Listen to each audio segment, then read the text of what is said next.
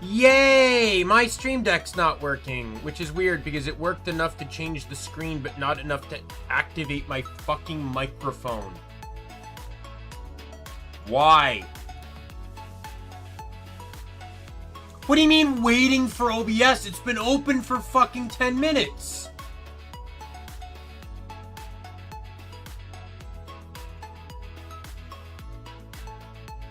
One second, I'll be right back.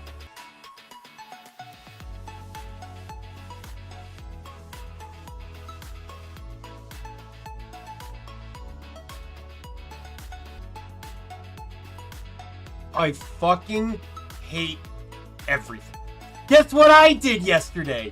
Update OBS. Guess what I'm regretting doing yesterday? Updating fucking OBS! I thought all my OBS problems were behind me because I was having connection issues. So I thought, fuck it, I'll start updating OBS again. Fuck, that was a good idea because it fucked up my entire system. God fucking damn it.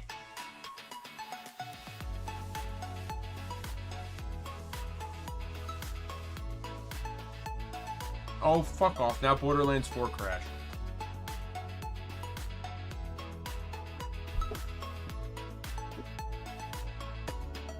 Roommate's one. This is pissing me off.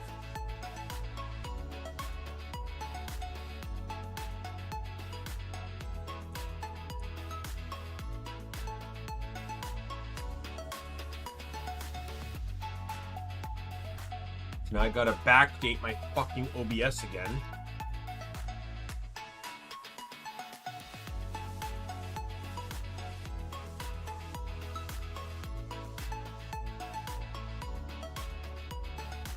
What else isn't working?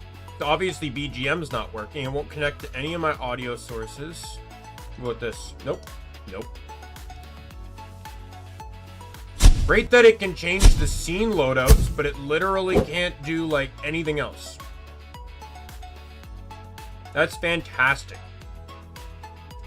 So why did I spend $300 on a Steam Deck that OBS wants to keep breaking every time they fucking update?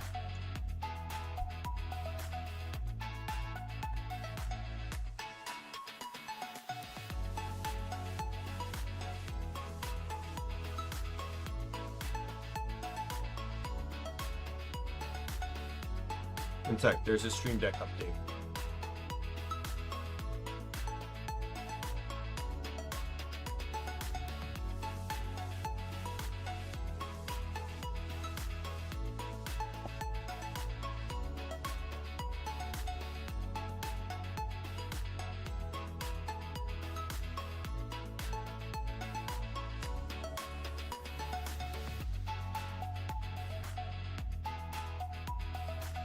Anyways, to the intro that wasn't recorded because my Stream Deck didn't work.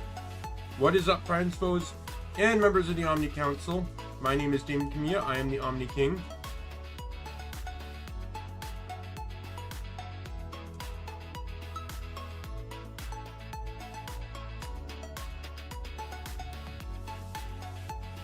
And I need to shut down OBS for this to reconnect.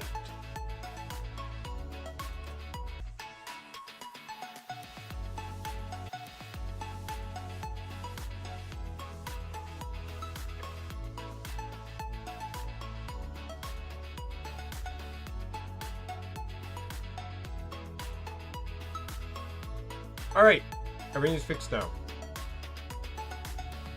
I don't know why the Stream Deck didn't tell me there is an update. It's specifically set to update automatically. I don't know, it's dumb. Anyway, it's fixed. Stream Deck's updated and now everything works again. Anyway. I gave my intro. I meant to give my explanation as to why I was late. I wanted to go out. I left too late, so I pushed back the stream an hour. Got back home. Wanted to get Genshin dailies and weeklies done before stream. Got a little distracted. Oh, speaking of that. This is good that, Wait. Never mind. Like, oh.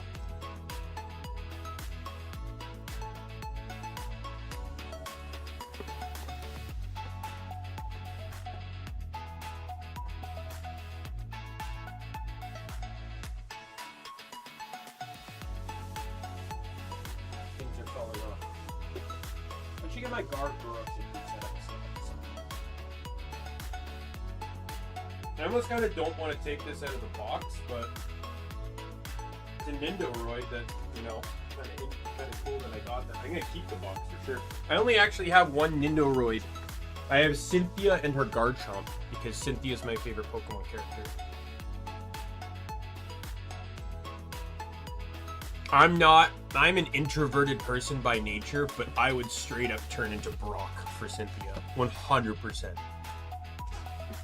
There's a lot of hot characters in Pokemon for sure, but like, I don't know why, but just like the first time I saw Cynthia, I just thought she was beautiful, and then like the anime just accentuated that more. I also feel like Cynthia was the first champion to be portrayed as powerful. Like, you know, she's Gen 4, but like, to understand this, I never watched much of the first 2 generations of the anime. I'll admit. I've probably seen more of Generation 1, like Indigo League, than Johto League. But, and I know Lance, I'm pretty sure Lance appears in Johto, but there's no reference of a champion in the Kanto, because the champion's technically a rival who Ash doesn't have. Like, Gary's not the champion. So there isn't really a mention of a champion. I don't know if Lance is actually mentioned as the champion in when he's traveling Johto or not.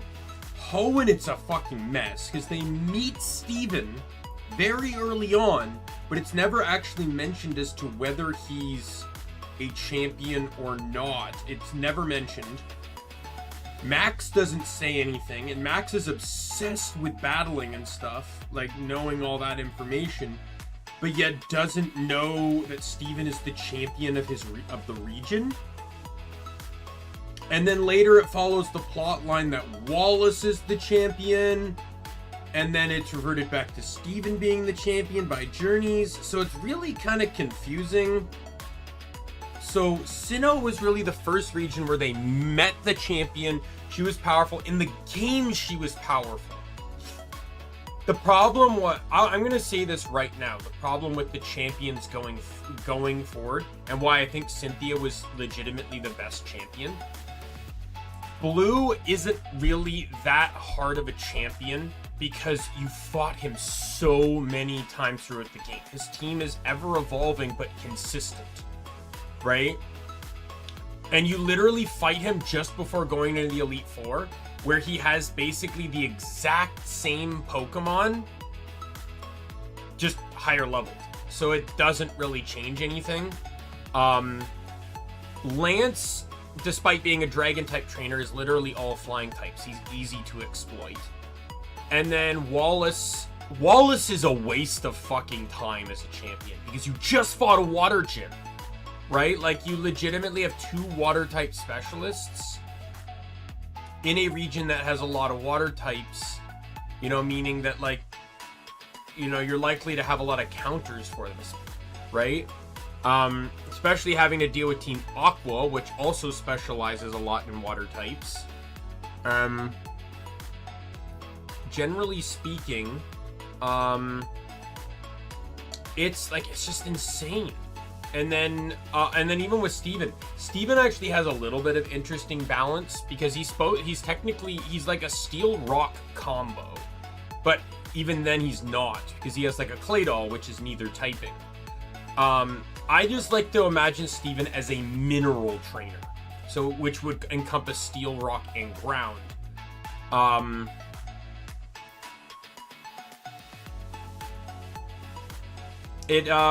Right, and like, that's a really cool concept to me, steel, rock, and ground, right? Like, well, right, it fits his aesthetic, that he likes to look for stones and rocks and stuff like that, and it fits his idea that Metagross is his favorite Pokemon, and here his primary Pokemon, all that sort of stuff. And but Gen 4, Cynthia has like an amazing team, right? Like Cynthia, you know, I don't know, Cynthia was just the first champion to really leave an impression. And then in Gen 5, you don't even fight Older the first time through. You have to fight him the second time through, because N's technically the champion when you fight. And then in Black and White 2, it's Iris, who's a dragon champion, when the 7th gym leader, in that game, is also a dragon trainer. Just annoys the fuck out of me that they did that twice. Make the champion the same type as a gym leader you already fought. Right? And then you go fight... Right? And then in Gen 6, I personally do not think Diantha was a horrible trainer, horrible champion. My issues with Diantha never had anything to do with her character. I feel like she could have been a bit more involved with the plot. I like, personally, I just feel like she was a little kind of out of the loop a lot. Journeys did a good job bringing her back in my opinion, even X and Y. I didn't see the ending part of X and Y, really. The anime, so I don't really know like where Diantha stands in that, but I did see the episodes where they introduced her and showed off her Mega Gardevoir and everything. But the problem, Diantha's problem, has nothing to do with Diantha. It has to do with the fact that Generation or X and Y are just systematically easy games because the developers were dumb. The trainers don't have nearly enough Pokemon, and the Pokemon they do have don't even have 4 moves. I should not be fighting the 8th gym leader with 3 Pokemon, and none of which have 4 moves. I can literally look that up. We're gonna look that up right now. Wolfric Pokemon.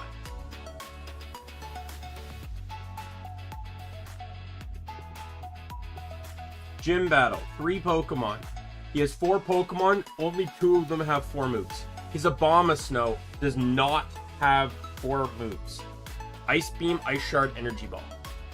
Doesn't even have a 4th move.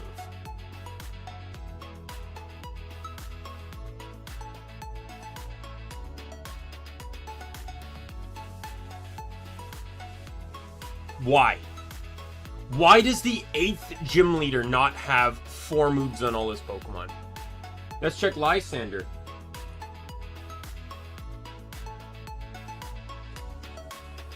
I want to see what Lysander's... In the first fight, 2 of his 4 Pokemon do not have 4 moves. His Pyroar and his Mienfoo only have 3. In the second battle, the same 2 Pokemon, now evolved, still only have 3 moves. In the third battle,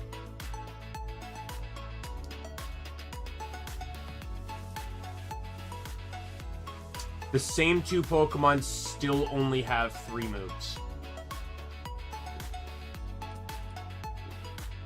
They even fixed this in in Sun and Moon. They gave those 2 Pokemon more moves.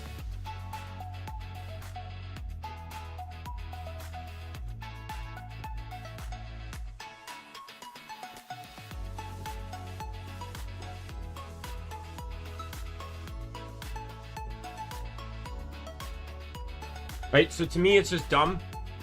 That was the big problem. Second problem was, I don't think they game tested the EXP share in combination with especially with the Mon Ami thing, where once you get Pokemon to a certain affection, they start gaining 20% more experience. I was level 70 before, my entire team was level 70 before I even got to the Elite Four. That's not even a joke. Before I even entered Victory Road, my entire team was level 70. I didn't like my team. In my first initial Y playthrough, I did not like my team. What was it? Delphox, Simipour, who I did like. Simipour was one of the highlights of that team. Go-Goat was another highlight. Vivian, another highlight. Halucha, massive disappointment. And what was the sixth Pokemon? I don't even remember. This is how disappointing. Florages, which was meh, really. Those were, I really wanted to use the new fairy typing, but I wanted to use a new Pokemon when I did it.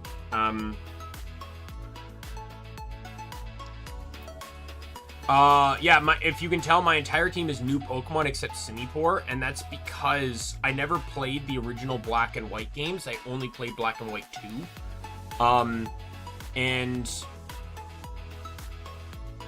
When I played Black and White 2, I've later learned I was wrong, but initially I thought you could only get the monkeys post-game, and because I thought you could only get the monkeys post-game, I effectively just, I really wanted to use the monkeys. I don't know, to this day I still think the monkeys are cool. I think each have different usages, and some are systematically better than the others. Arguably speaking, I think Simipour is the best, as it has the least weaknesses and the best offensive coverage. Because it has access to a second... Like, basically, there's a collection of moves all three monkeys learn, right? Like Shadow Claw, Dig, all these moves that all the monkeys learn, right? So it's not even worth kind of covering that concept because they can all get those moves. The primary differences come down to their typings. So obviously Simi-Sage will get grass moves, Simipour gets water, and Simi-Seer gets fire. So they all, and Simi-Sage loses out, so Simi-Sage I think learns Seed Bomb, which is weaker than Flamethrower and Surf, which are teachable moves. Right? So in terms of Grass Stab, Simi-Sage loses out. Additionally, I don't remember if Simipour can learn Hydro Pump, but you can get Fire Blast on Simi-Seer, and Solar Beam is a 2-turn move.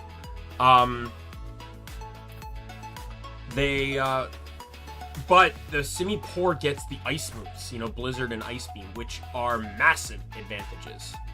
Alternatively, I would say that with Dig, Simipour can use it decently effectively, but Simi-Sage probably gets it the best because it resists Earthquake. And Simi-Seer, it's more risky because you're weak to Earthquake. I kind of went over, I don't know if I talked about it on stream, this is more of a personal thing, but I always speculated, especially evolutions, who to teach Dig to. I always argued that Dig was better on Leafeon than Flareon, because Leafeon resists ground, so if it gets hit with an Earthquake or a Magnitude, it won't do as much, versus Flareon that will be guaranteed to be one-shot if it's hit by any of those moves underground. This most notably came up in XD for me, back when I was playing. I tried to do a playthrough with each starter, each evolution. I only ever ended up still beating it with Vaporeon. And I still argue that in that game, Vaporeon is the best in terms of just general usage and coverage, but Jolteon is near... Basically, it really depends on what you want your evolution. These games play out very defensively, so Vaporeon, in my opinion, is the best for that, especially since Vaporeon gets the most offensive coverage with Bite, Ice Beam, water moves like Hydro Pump or Water Pulse, whatever you want to give it, and then you can get Helping Hand, which can be really useful for your partner. Jolteon's really gimmick is that, you can get a strong Thunderbolt, but its real gimmick is simply just Thunder Wave. It's the but you can also get Electrode later, which can also get Thunder Wave. And if your only real gimmick for Jolteon is a fast Thunder Waver, yeah, it's just probably better later to get Jolteon or get Electrode, especially since Electrode through Voltorb, like through those two lines, can get Screech, and having a fast Screech user, especially if you pair it with the right Pokemon, can effectively lead to insta KOs because you Screech instantly and then your partner just whams them with a physical move and knocks them the fuck out.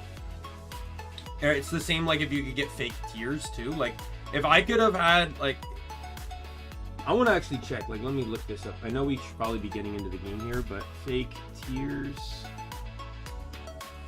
I want to see if any Pokemon in XD get it. Like, I know some, like, learn it level up, but, like, I mean, like, maybe is it, like, an exclusive acquisition in XD?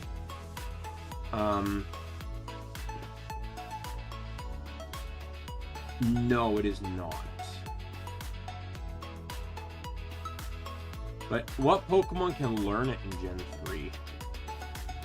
You got Jinx, who's uncatchable, which I've argued is bullshit. I have argued that both Jinx and Slowpoke should have been available in XD. Or Slowking, or whatever. I've argued that both of those Pokemon should have been catchable, because the only Jinx in Gen 3 was through an in-game trade in Fire Red and Leaf Green. That's the only Jinx in all of Gen 3. You cannot catch them in the wild. And then Slowpoke's entire evolutionary line, despite the 7 games you can catch Pokemon in Gen 3, was only available in Leaf Green. But no, you need to get a second Makuhita, right? The thing is, I can't get mad at Makuhita because Fake Out Pressure is actually pretty decent, but there are tons of other Pokemon you really didn't need in that game. Not, like, arguably speaking, you didn't need Swinub. Didn't need Swinub. Swine was in the last game. Did not need Swinub. There's a lot of Johto Pokemon that you really didn't need to catch more of because they were already bad. I fucking hate how many instances between the 2 GameCube games you can get 3 Mareeps, 3 Ampharoses. 3 if you count the e-reader cards. Are you fucking kidding me? Between the 3 games, you can get 3 Togetics through the e-reader cards. In 1 game, you can get 2 Electabuzzes. Why? 1 game, you also get 2 Togepis. Like, the Togepi and the Mareep are all e-reader cards, but yeah, let me check the availability of Jinx here in Gen 3. Gen 3. Trade, Ruby Sapphire, trade. Emerald, trade. Coliseum, trade. XD, trade. Fire Red and Leaf Green, trade Poliwhirl and Cerulean City. Yep, that's the only one in Gen 3. Not even in the Seafoam Islands. Where is it gettable in Gen 1? Trade for Poliwhirl and Cerulean City. It's not even in yellow either. But in Japan's blue version, it was catchable on the Seafoam Islands. That's crazy that there's only like 1 Jinx. And in Gen 1, you couldn't even trade either. So like that was legitimately the only way to get multiple Jinxes was to own multiple copies of the game. That's actually insane.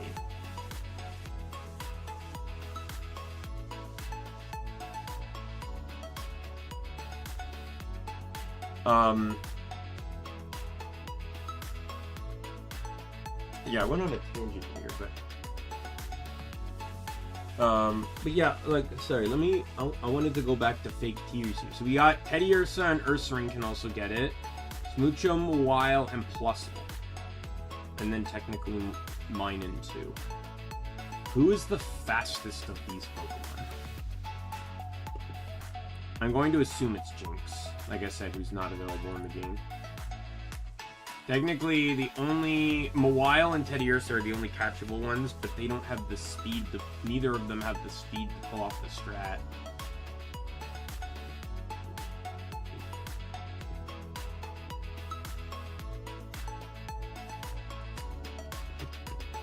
How fast is Plusle? 95 base speed. That's not bad.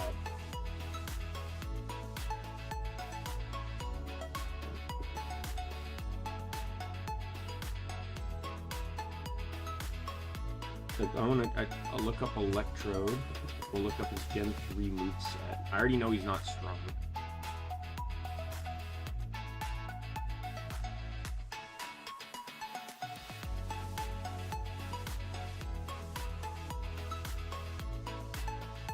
Screech.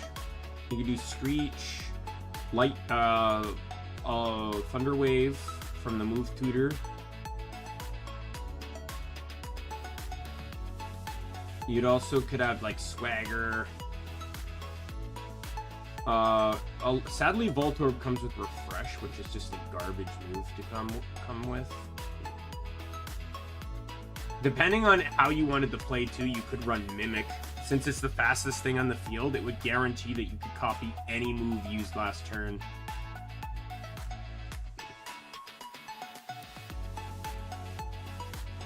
Toxic's also not a bad idea too if you just want to get out a quick Toxic. Taunt is really good too, but I don't think Taunt is in XD. Or it's like very, yeah, round 2 of Pirate Coliseum, so that's actually a viable get.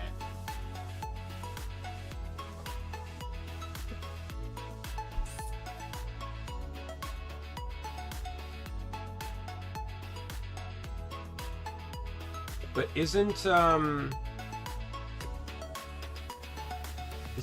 Pirate Coliseum stronger in that game? Or am I thinking of Coliseum?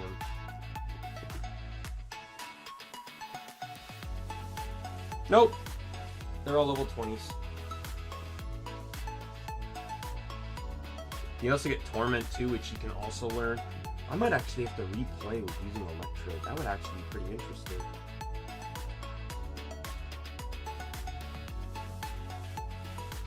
Especially if I wanted to run Vaporeon. Now, it's not very strong, so honestly, just going with Thunderbolt as your offensive move is probably the best bet. Just running a stab, and then if you encounter like a ground type, you'll just have to switch, which is fine anyways. Or you can always, if you still have your ally out who's a physical attacker, you can always just Screech it and then smash it with a physical move. I always find that my team in those games always ends up with more physical attackers than special, so.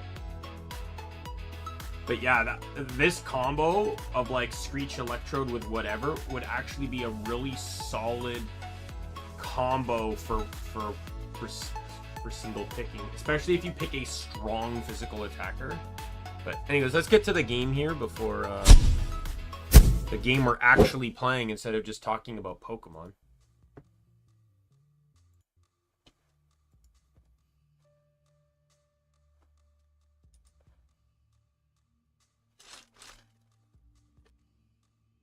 All right. My primary goal is I want to do some of these side quests first if I can help it.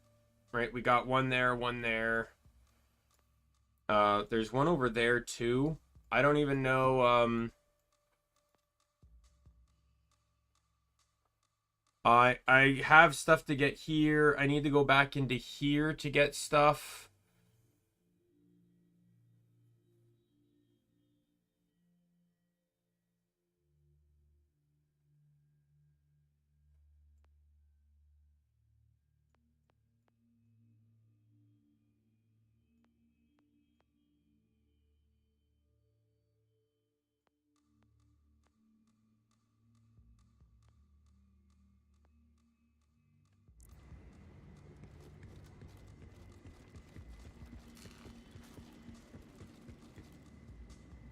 Gather round, be-moneyed strangers, and try the cutting-edge trend that's mowing down the fade fields. Gambling!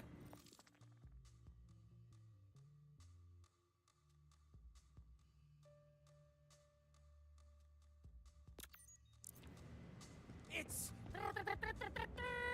entertainment! Since the commander got taken down, I've been able to pick up new hobbies. Like gambling. Have you tried this gambling stuff? It's great. Almost addictive.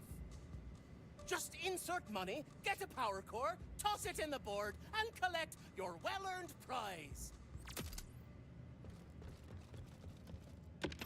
Now drop that power core like its cells are dangerously unstable.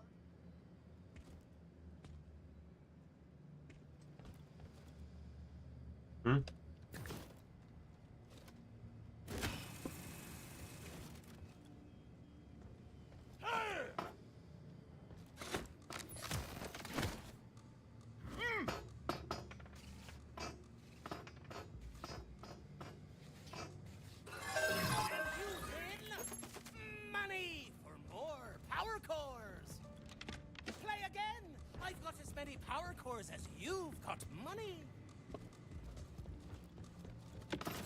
Back at it. How much is this? Oh, 500 each.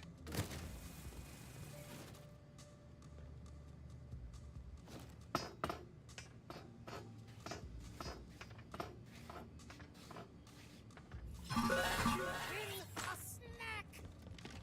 Play again. I've got as many power cores as you've got money. One power core. To be fair, I'm actually kind of bleeding on money right now, so I don't mind trying this.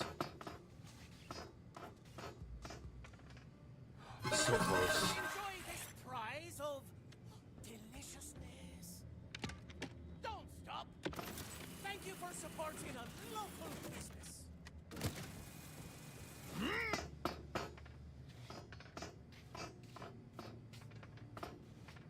Are you serious? Enjoy this prize of deliciousness.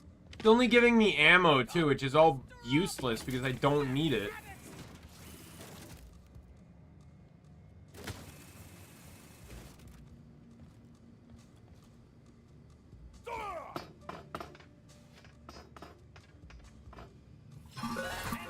Like, I'd rather have the money, because, like, at least that almost gave me all my money back. Play again.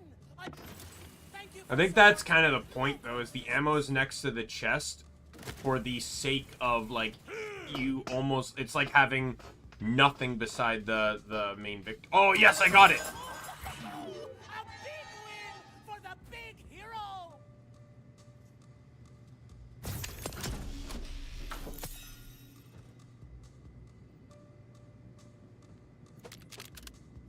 That went by faster than I thought it would.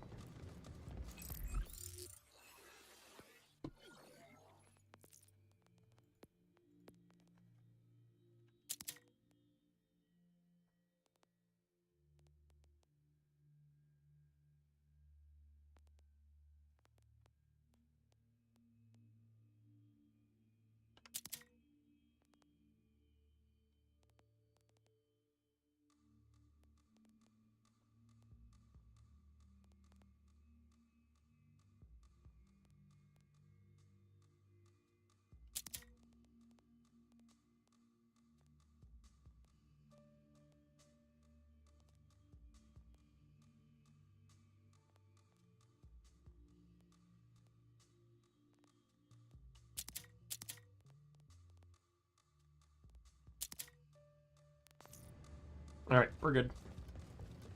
Is this, like, repeatable or something? I don't know. No, I guess not.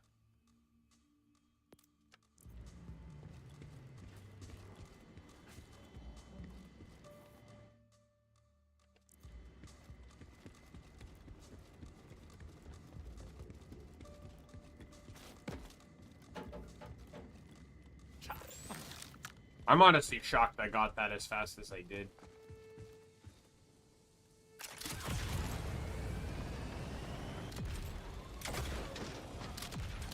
You know, one thing I'll say is that this is a bit weirder to control compared to other Borderlands vehicles, but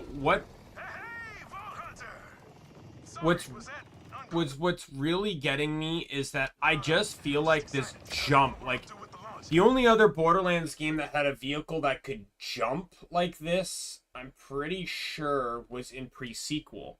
And I know that had moon gravity and everything, but it just feels weird to have such a heavy, like, almost like a bunny hop jump when you compare it to, that one. Swear to scrap.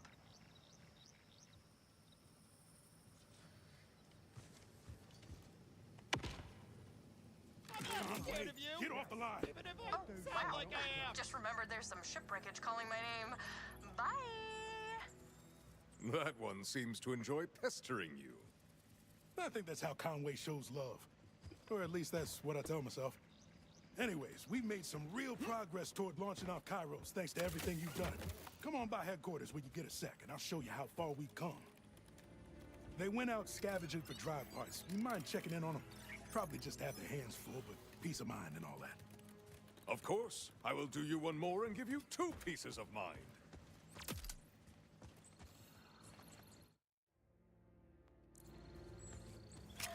I also see a radio tower I need to do along my way.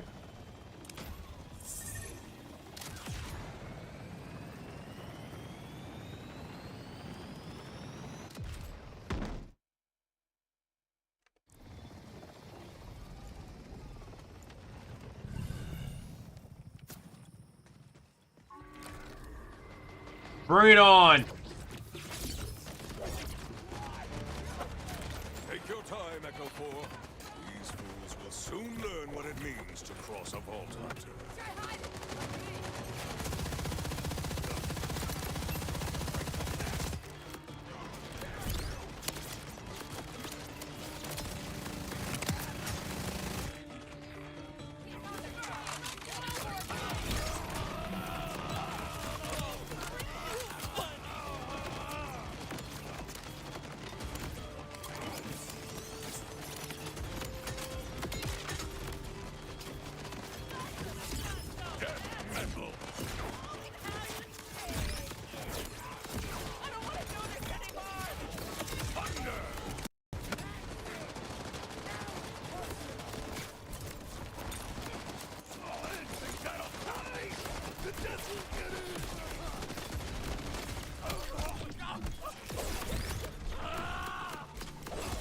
Kill him! He's dead.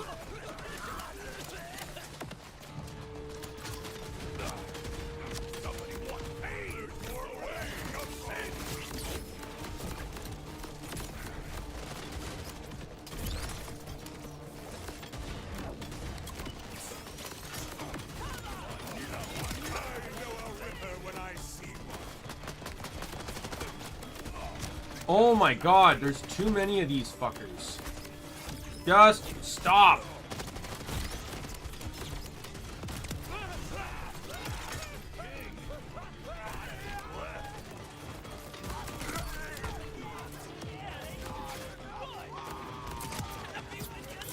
I can't leave to pick up the health out there because I end up leaving the zone.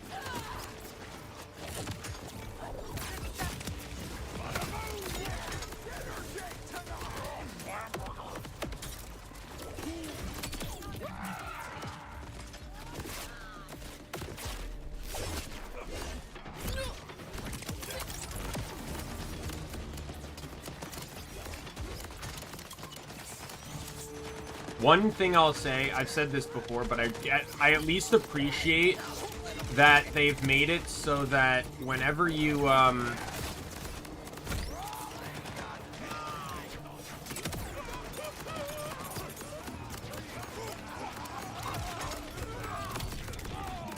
Did I just down myself?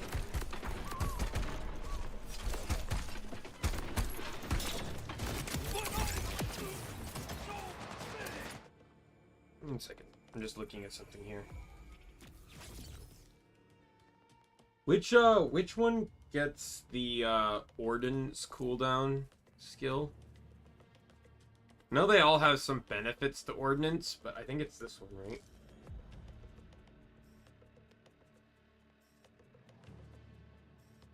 Yeah, this one. Kill skill. I'm restores a percentage of ordnance cooldown. Is there a passive ordnance cooldown? Like, this one's damage, but not, like... Like, I mean, like, this one here, where it's an actual, like, forge skill cooldown.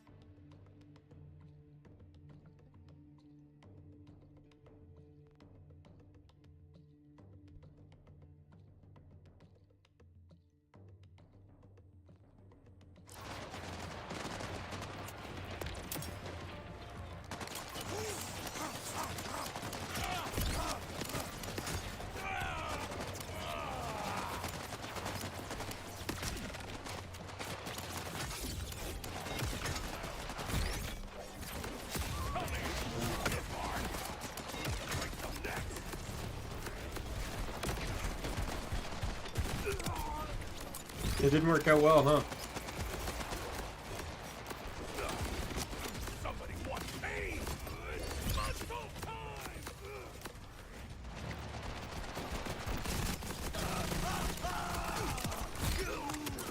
I am shocked!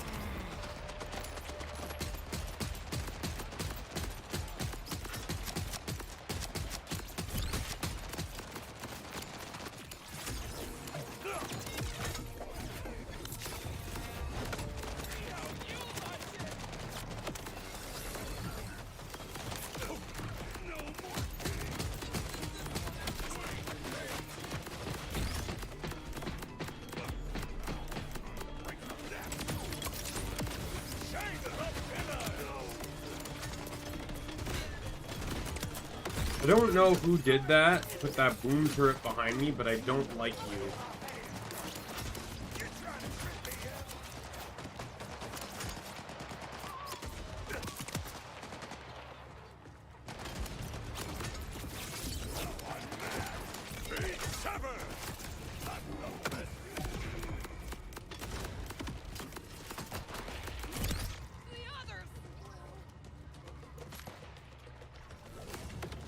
Like, my only goal is to just try to be as efficient with my skills as possible.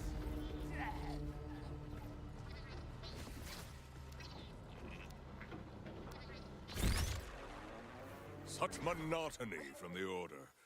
Let us hear what others have to say.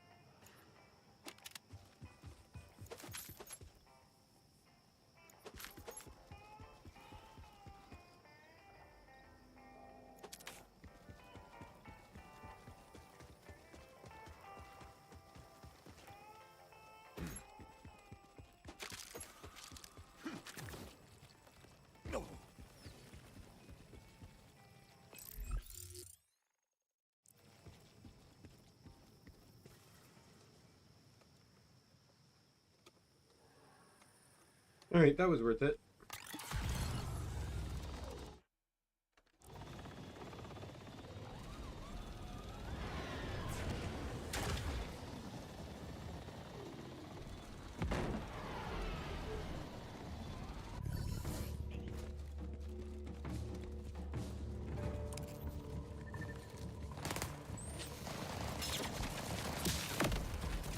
Conway, are you present?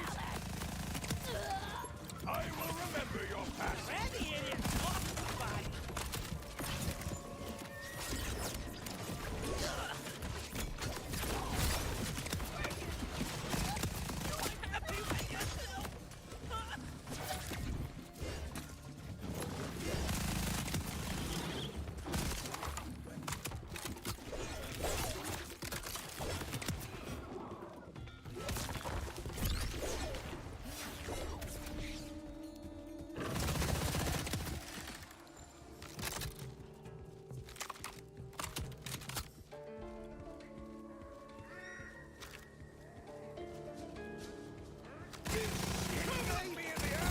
Face the double barrel! I wish you Oh. lasted longer. Hey!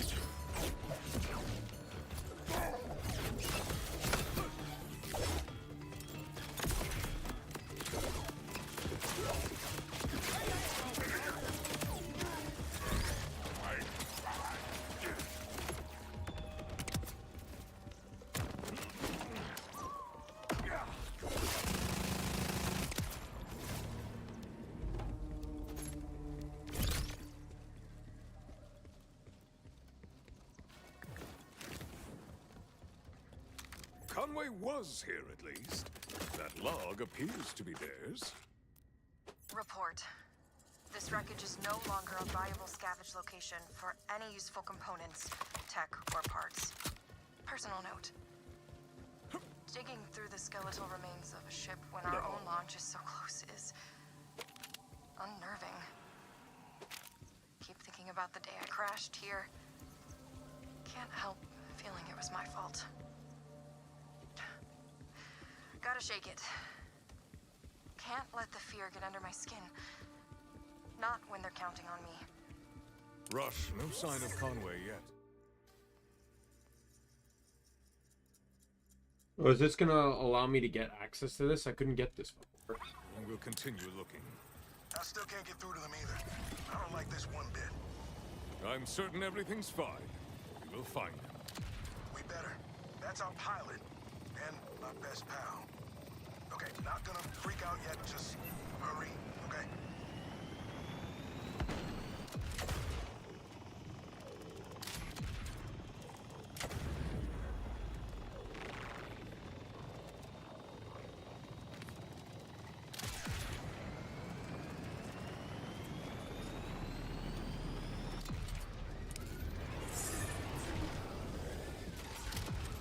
Alright, still going this way.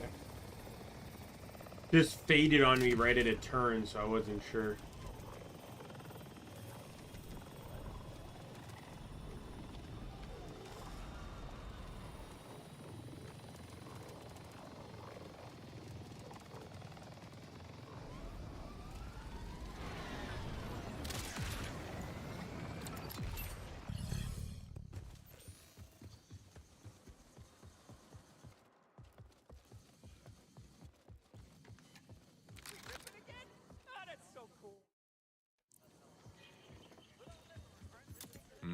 No Conway, but that log is theirs.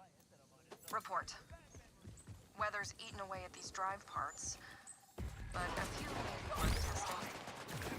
Maybe I'll... Wait. Is that... a crane up there? Someone's found something worth finding. Heading over to check it out. Personal note. Not the launch itself I'm worried about. Maybe it's... Part of me has considered switching to hammer though, just to have the AoE. Transmit Kairos' coordinates.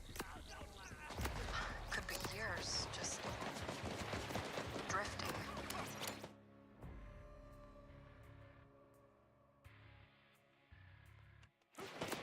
All of it riding on me.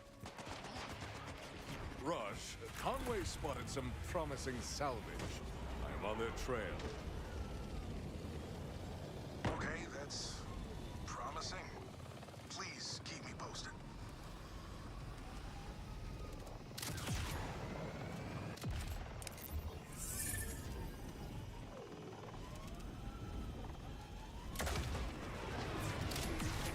What is the pathing for this thing?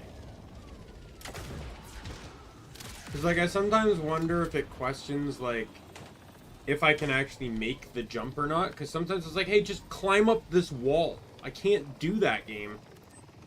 Not how it works.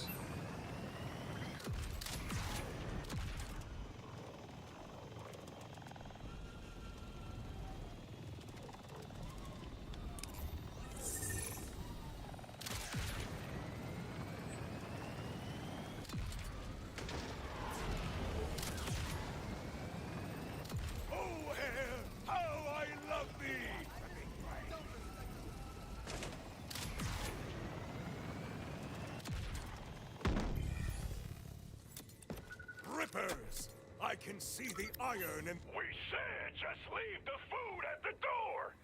I don't want to see your face. It's been an hour, and you said deliver in 20 to 30 minutes. I'm not familiar with this problem. Cooking your own meals makes it far easier to track your macros. Boo! Don't hurt yourself falling off your high horse, Mr. Chef. Cooking sucks. Enough chatter. Are you the delivery guy or what? We can't sacrifice this little sneak to the void until we get our blood sugar up.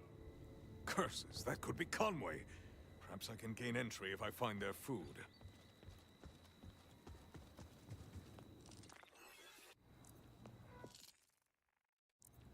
Really that far Rush, away? I'm not entirely sure yet.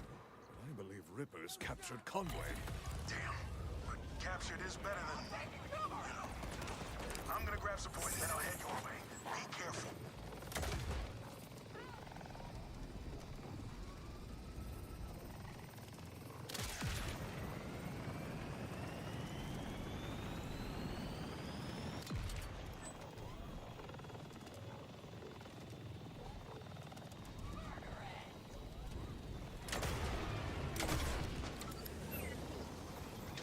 It seems like jumping seems almost impossible without momentum.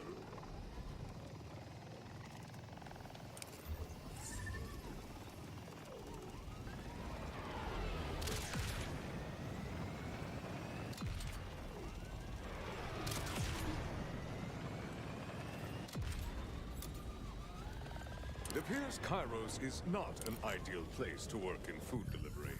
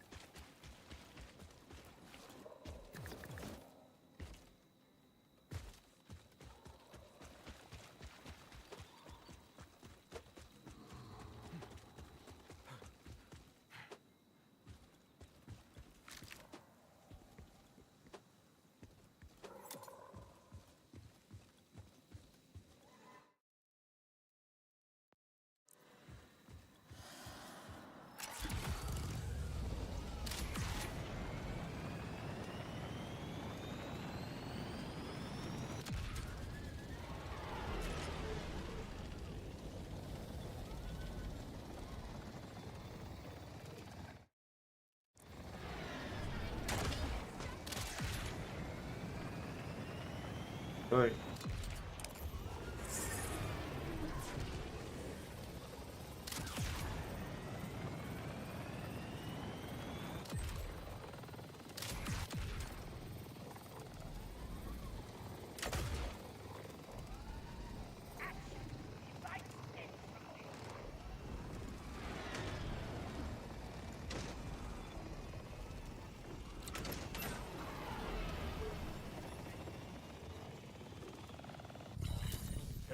I have come bearing a delicious gift.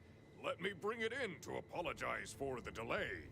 Fine. But it better be real wet and soggy or no tip.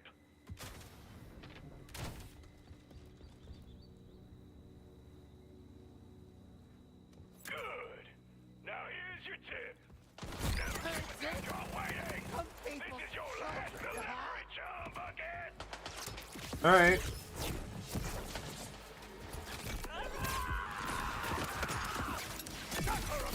Fuck it.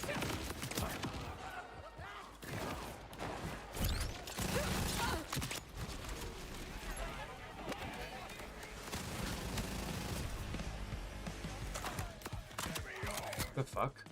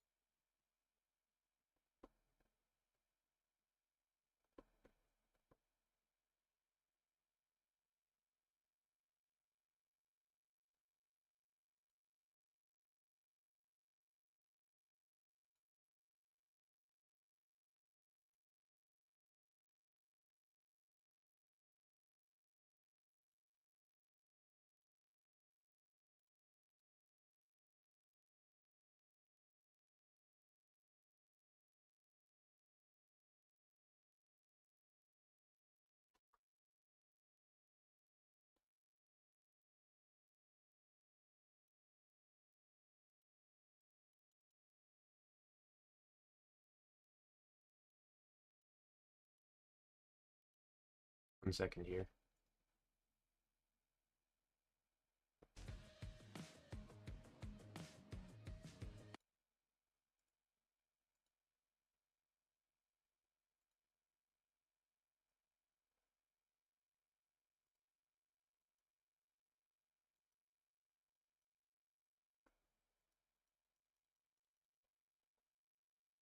I just got a random weird pop-up on my primary browser that my password manager just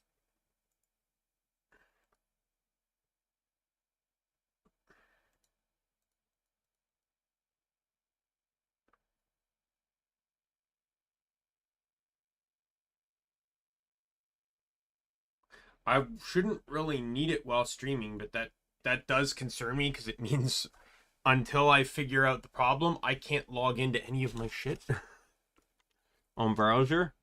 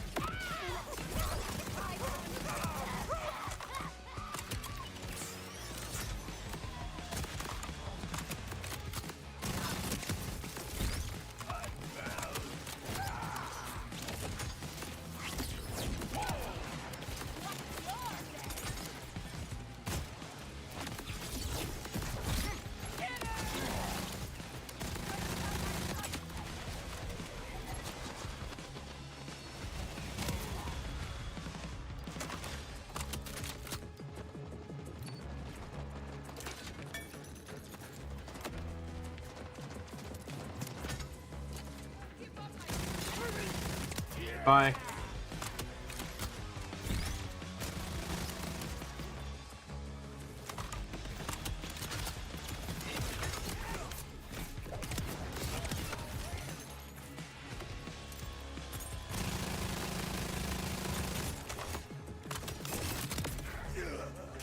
Yeah, I just want an ordinance that matches the cooldown of my hammer well.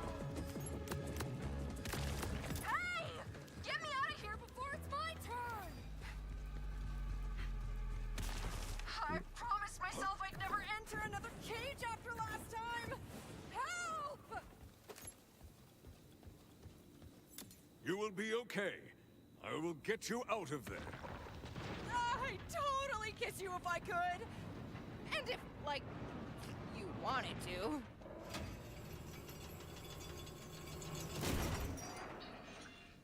Wait, no. They're gonna sacrifice me to the void! I'm very anti-void.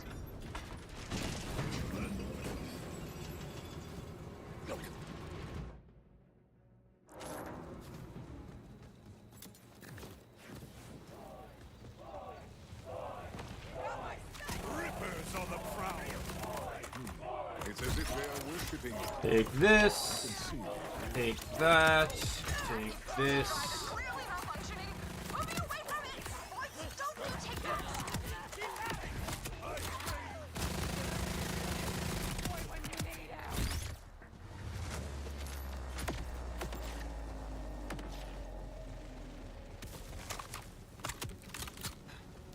You'd all be dead. I was not aware crane operators needed such strength to move the crane. He thought he had to move the crane with his bare hands.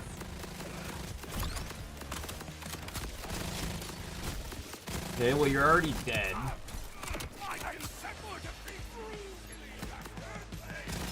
I hope it was worth it. I'm curious about what being consumed by a void will feel like. I'd just rather it happen in another 50 years or so. Another See, when you can effectively I feel like this game really plays on elemental play a lot more than the other Borderlands games did, at least for the first playthrough. I'm starting to kind of like it, and... Oh, wait! No, I'm not! What is happening?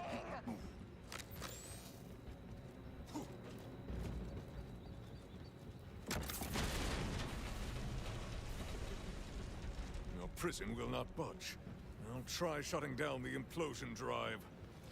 In space, that drive would warp the ship elsewhere. If you can power the engines instead, that may trigger their launch systems and take all the implosion drive's power.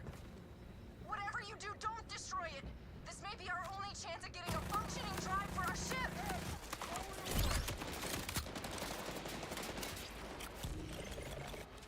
This would be way... I love this sniper's not bad. My only problem is it is a non-scope sniper.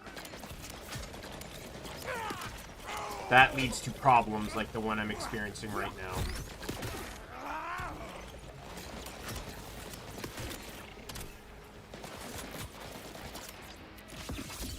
Bye.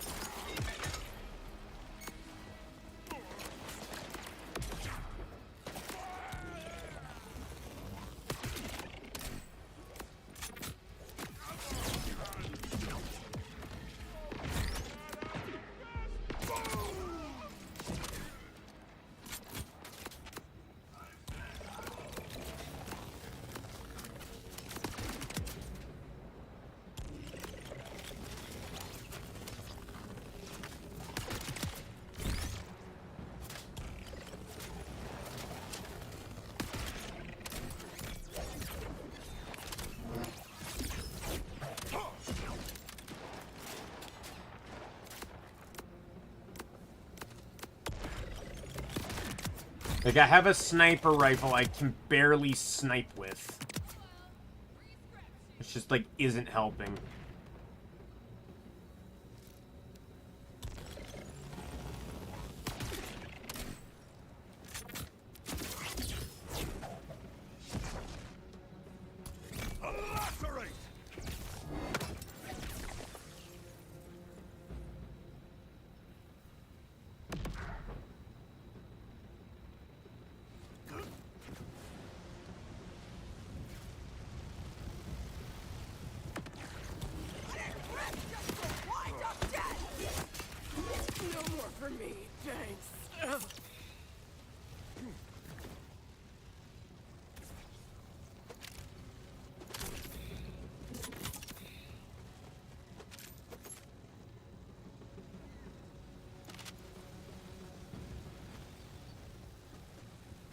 I actually like the order snipers, though, because you can charge your shots. Like, you can basically turn it into a railgun, kind of. And that's a kind of cool concept.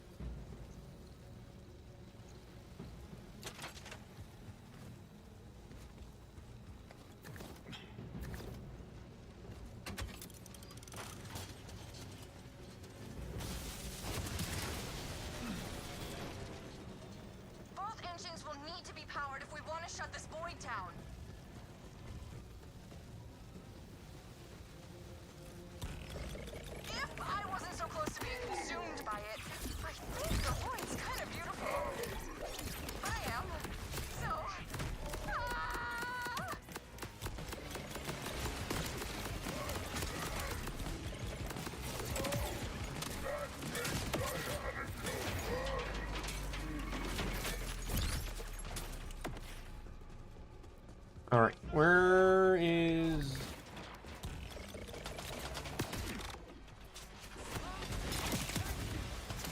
Yeah, we're switching now. Goodbye. I did not want to do that, but...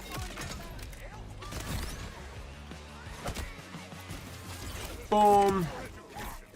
Boom! Boom! I hate you. Take that.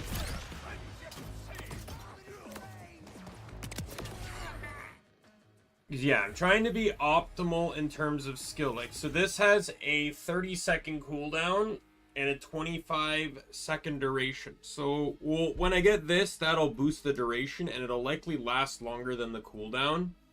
Provided that the cooldown triggers when they spawn. I'm assuming it does, though. This one's 20 seconds. Which is fine, because that's actually the cooldown for the action skill. And I have 3 of them. Or no, that's forge skill, sorry. My cooldown for that right now, I believe, is actually 26 seconds. Or no, yeah, this one doesn't have a cooldown, right? But, so yeah, as long as I just use it whenever it's up, the sword will always, or the axes will always spawn. I'm probably going to switch to this one at a later point. Just because it's,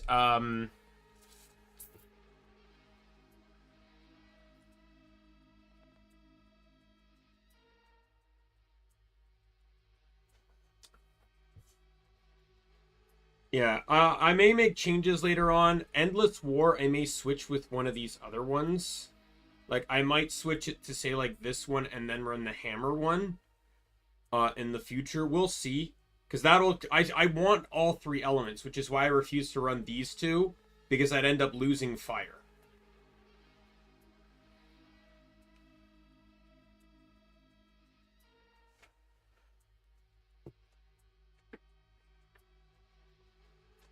Oh, right here.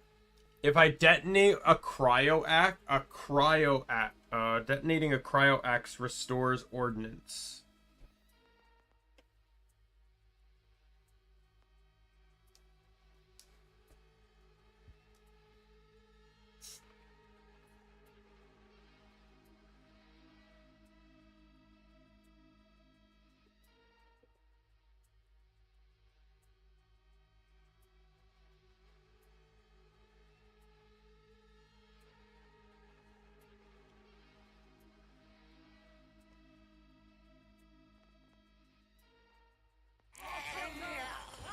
But yeah, I'm trying to just match my cooldowns with my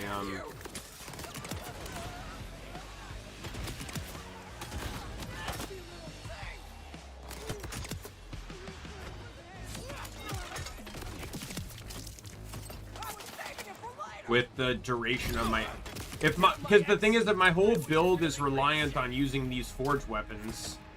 I'd very much like to keep them up as much as possible. So finding gear that can work around them is actually more ideal than anything. If I could find a trait that could lower my cooldown for yeah, I've only like this one's not bad. Out of the 2 I have, like this one's probably better, though this one again isn't terrible.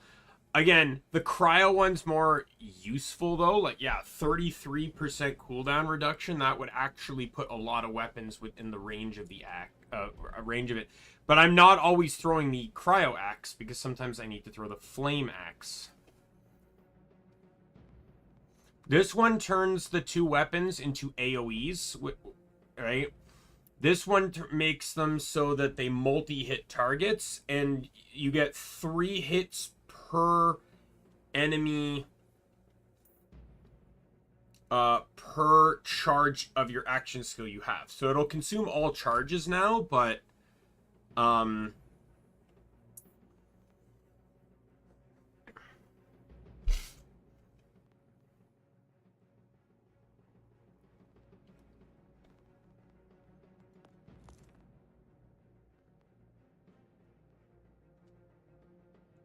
then I think this is the only that one, and that's forge skill cooldown rate. This is regular action skill cooldown rate. Yeah, I think I have pretty much every trait I want going into this.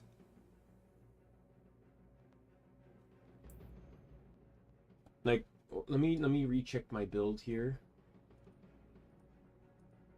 And close the melee one.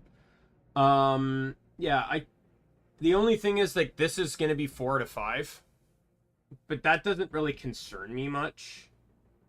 But I really wouldn't mind getting my hands on a few more traits.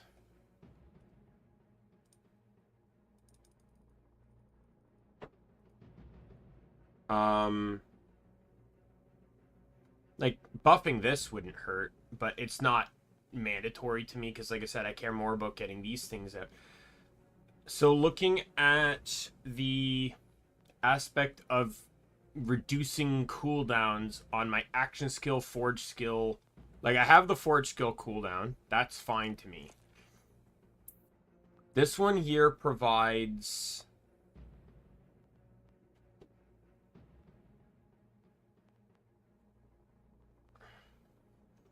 you have this one. So gun damage can reduce action skill cooldown rate, which is fine. Like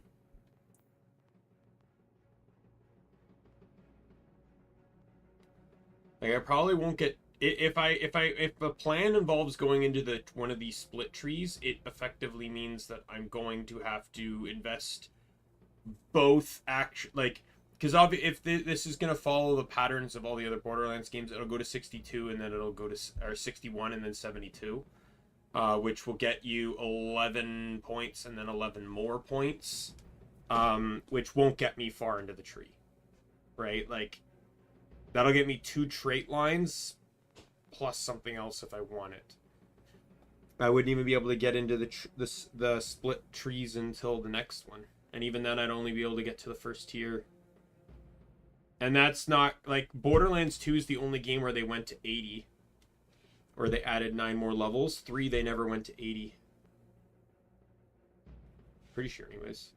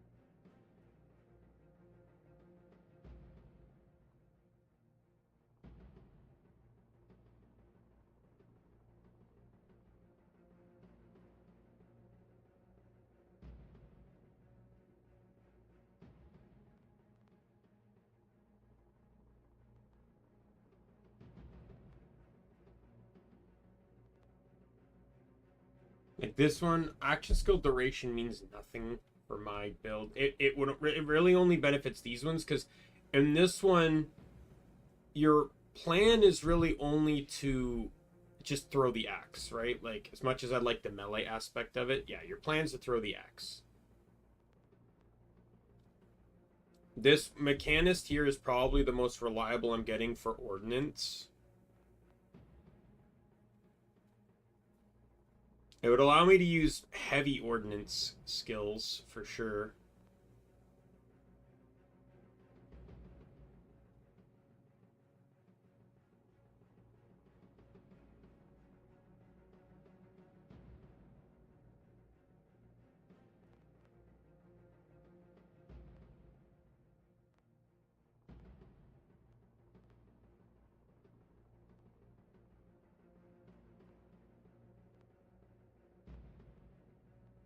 But I don't think he gets, like, actual ordnance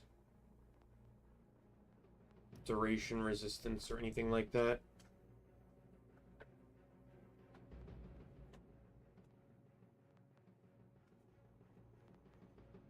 Nowhere.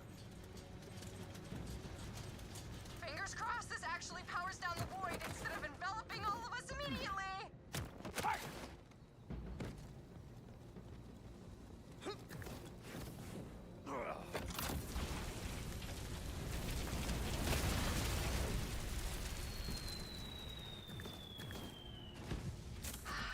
Nice. We avoided certain death. Wow, I'm sorry. The fear of imminent death clearly affected my humor in a negative way. I thought that was it for me. I'm glad your log led me to you in time. Your excessive note-taking has paid off. Oh, could you keep what I said in them just between us? Thanks. I shall tell no one. But hold your gratitude for a moment longer. This may be unpleasant. I shoot her down. What are you... Oh no!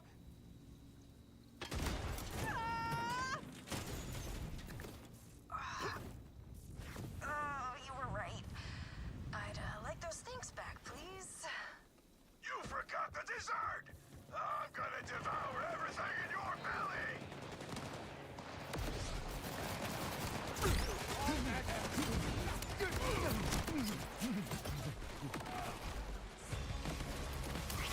Hi, Chugs.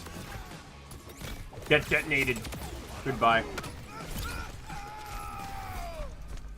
He dropped fuck all. Thank you.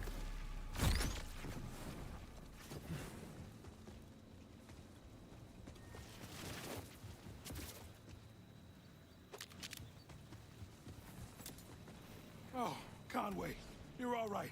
We got here as soon as... 1 second.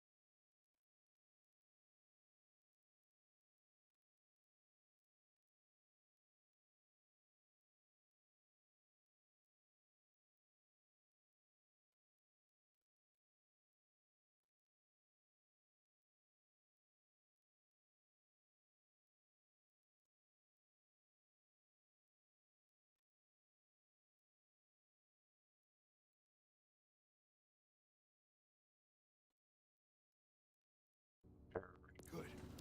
Hey, all's well that ends in me not being void food. I may have slowed us down. Maybe you'll finally start joining me for cardio. Absolutely not. All right, I think I'm okay now. Hold on. Is that?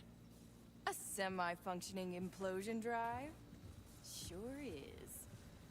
Oh, that's good. That's very, very good. Vaulthunter, when you have a moment, I could use a bit of your time. Okay.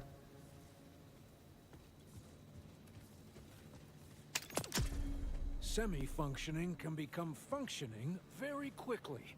This changes everything.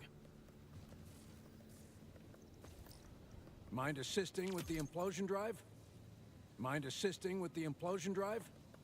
If the void remains contained, you have my axe.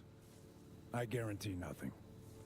The drive is malfunctioning due to power flow issues. There's an order plant nearby that should be able to reset its electrical core. Conway and I can transport it there and leave the order control to you. A real implosion drive. This is the most excited I've felt in maybe ever. Oh, it is fascinating to see what excites some people.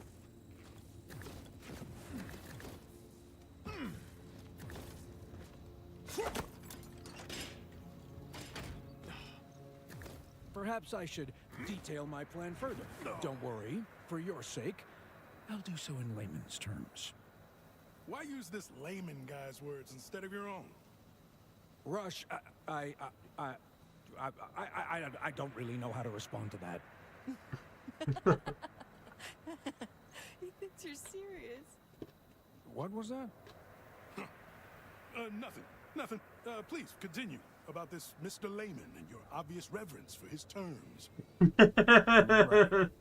Well, the implosion drive is damaged, but as with a human heart, we can use the facility's generator to, let's say, jumpstart it back into sync.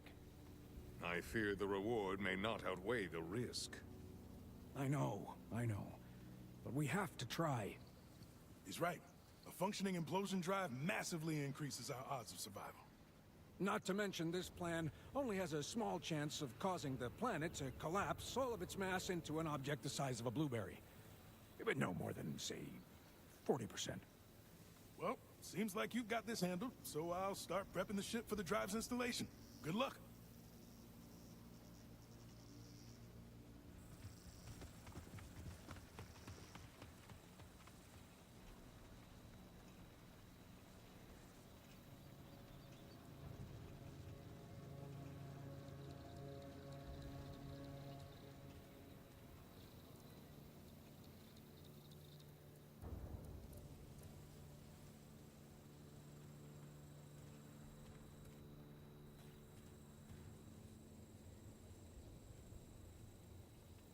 Alright, where are we going?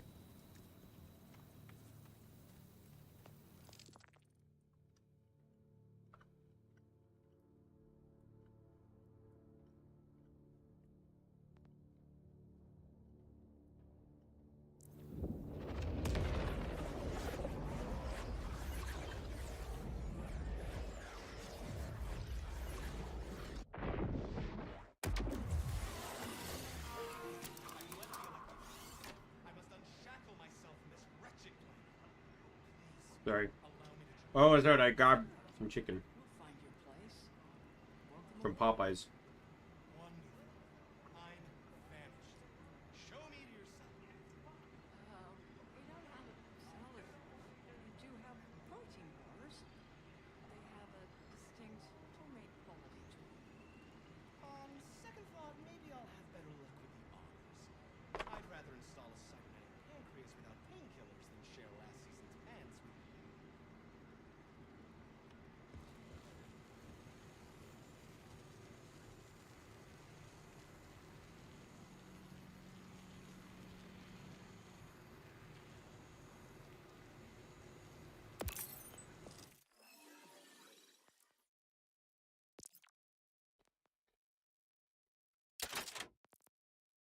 We're gonna try this.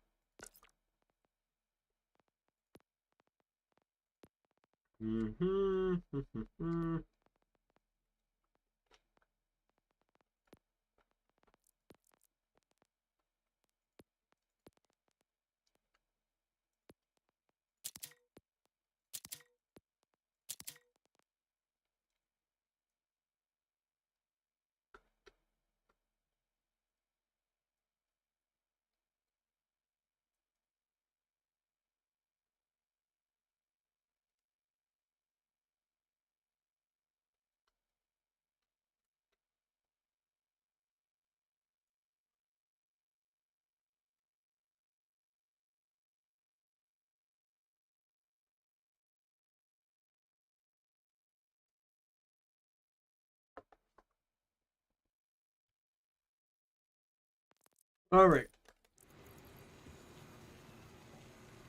I can't hear yours. Oh, what a mighty Vaulthunter! You're here too.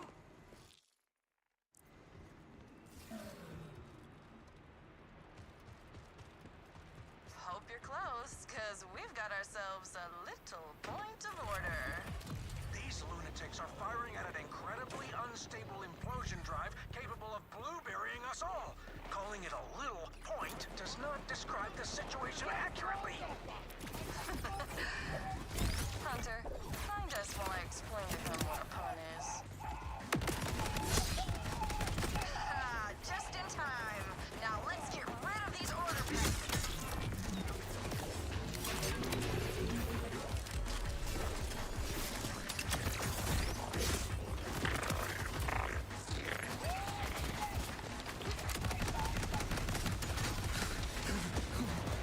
Hey, you need... There's a fucking invincibility orb and it's pissing me off.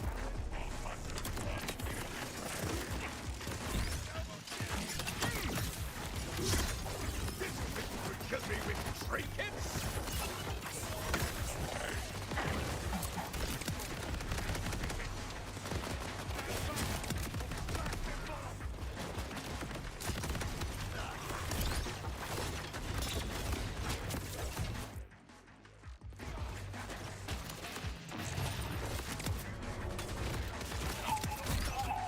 More obstacles fall before my righteous quest.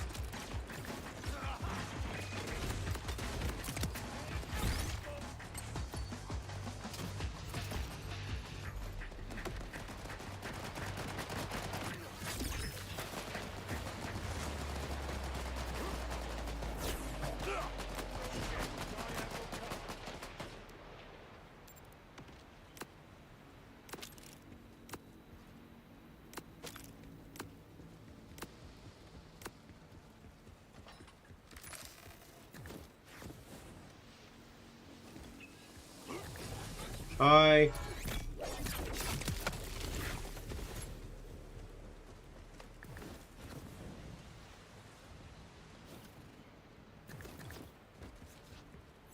Thankfully, the implosion drive is intact, but it still needs protection. Or else... Planetary blueberry cataclysm. Fear not, no more damage will come to it.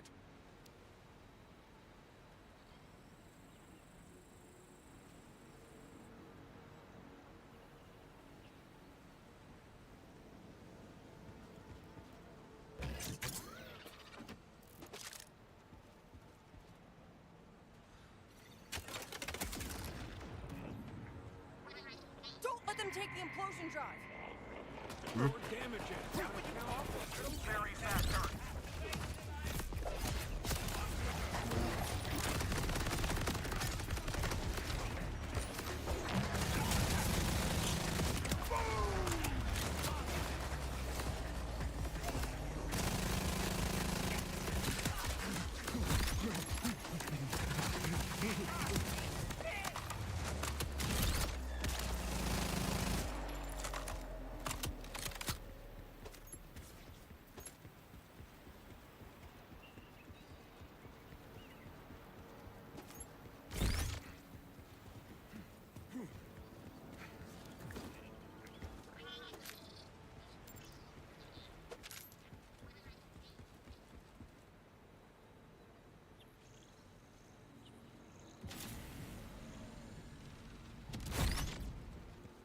Probably gonna keep this heavy. Timekeeper puppet, I will teach you.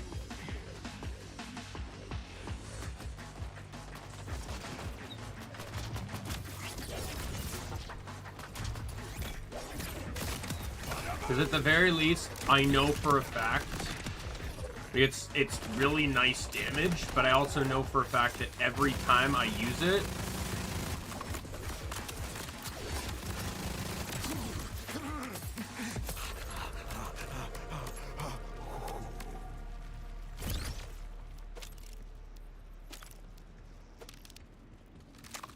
I know that every time I use it, I'll spawn the X.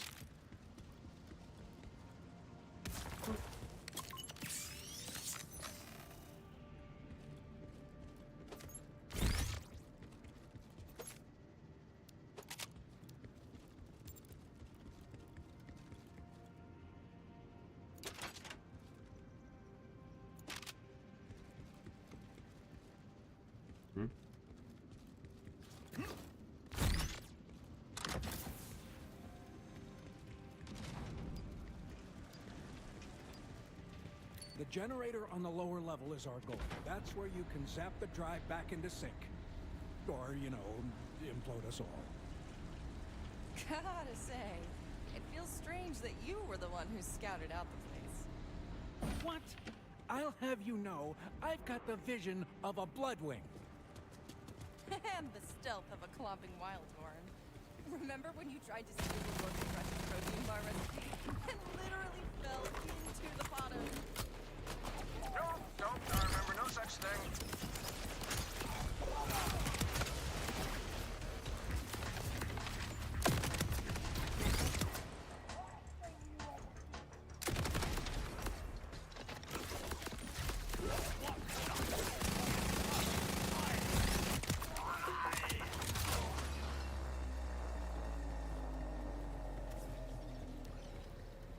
Cool thing is the cooldown of these ordnances are dependent on how much ammo is left when you're done using them.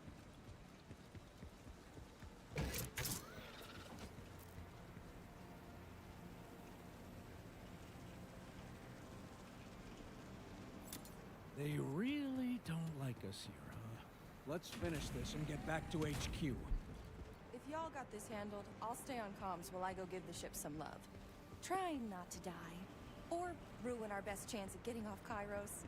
In that order. As if the pressure weren't enough already. I need to sit down.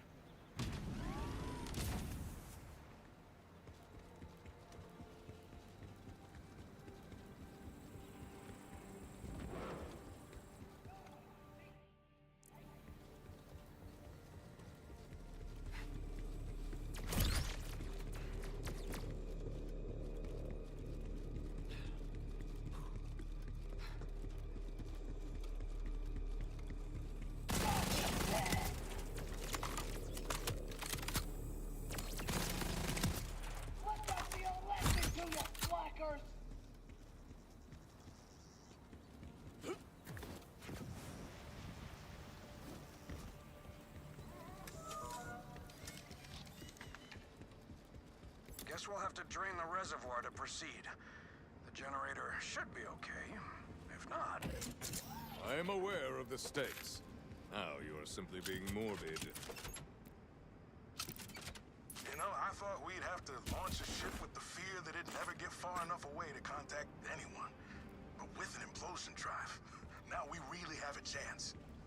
I will join you in celebrating after the drive is charged and back at HQ, safe and sound.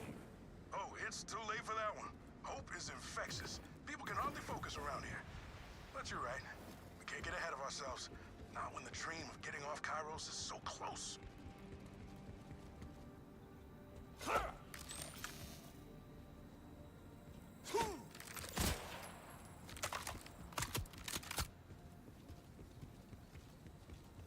Okay, so it said drain water. I walk to the icon and it does fuck all.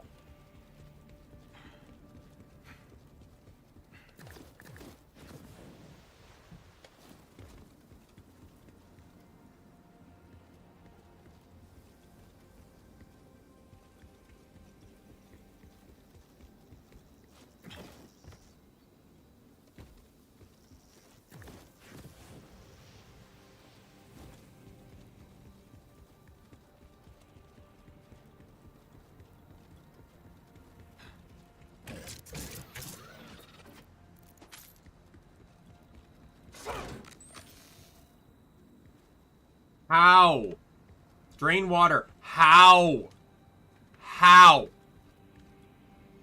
This is where it's pointing me with no indication of me doing anything.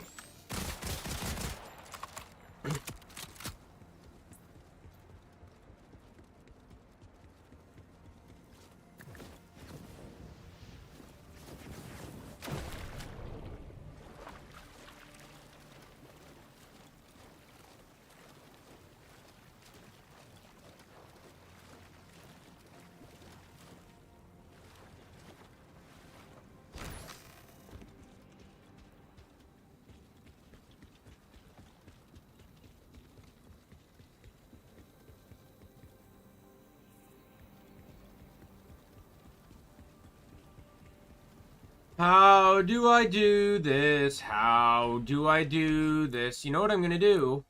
I'm going to quit to main menu because this would not be the first time the game has bugged on me.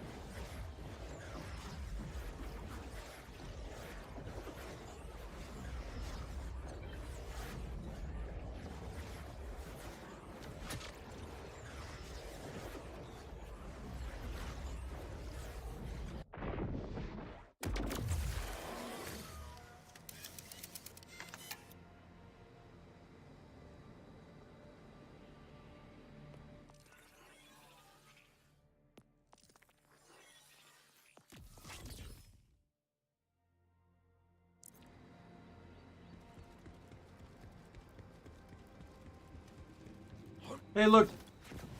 The quest was bugged. Perfect game, by the way.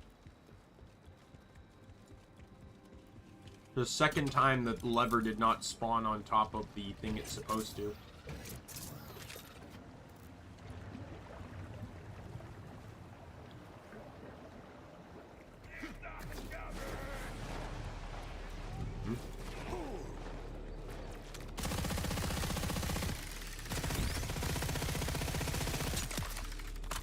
Vengeance flies!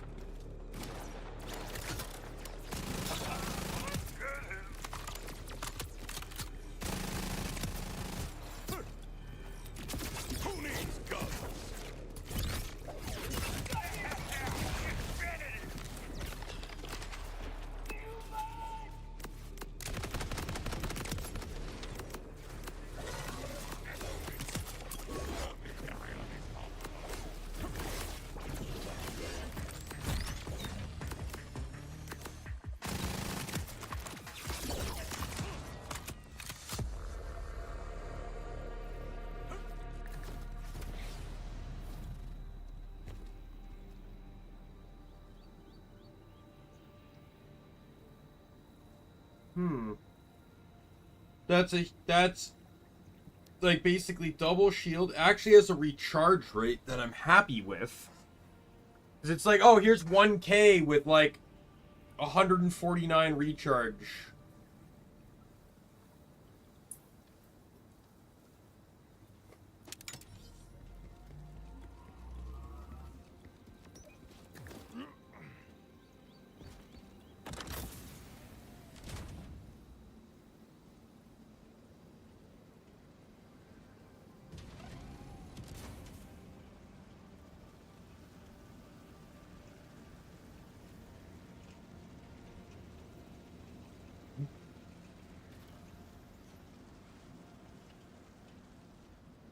There's my roommate.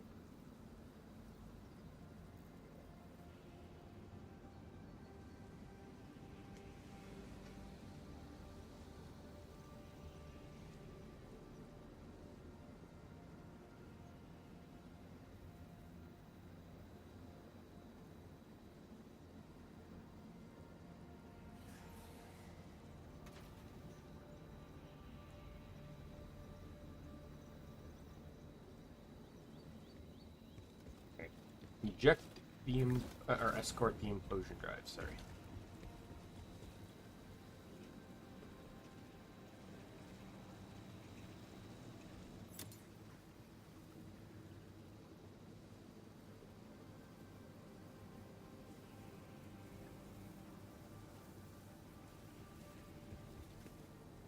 If only the Order protected the people it subjugates as well as it protects its facilities.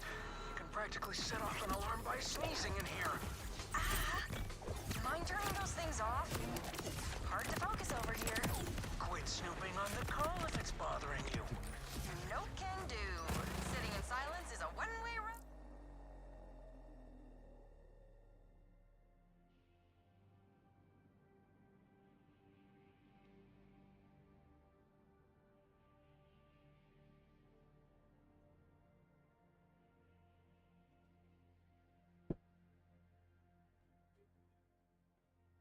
He said one of the cats is still outside. So I'll now have to periodically check. The alarms triggered a generator shutdown. Obnoxious, but at least we know they have some safety protocols in place. A simple reset should do the trick.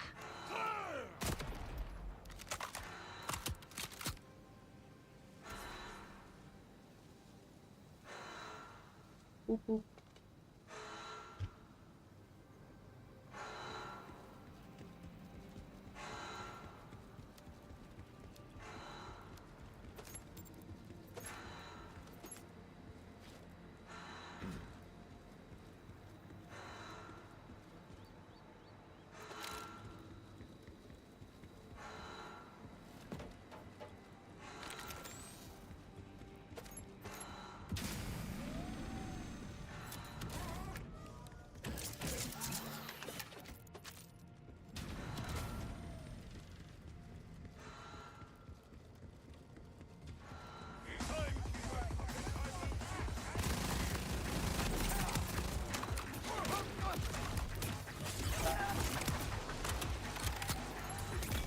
There you go, take that.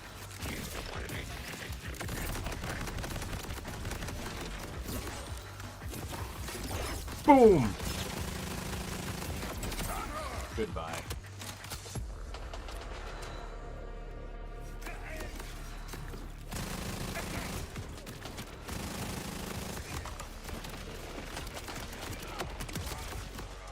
I meant to punch him in the head, but that worked out. That worked well too.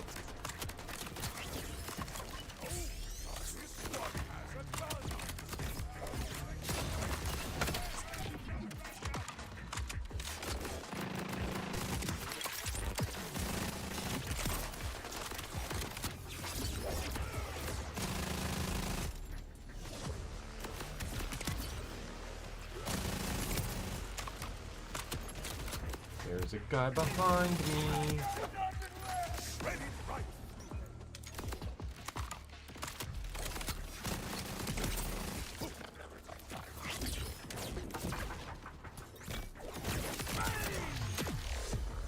Level up!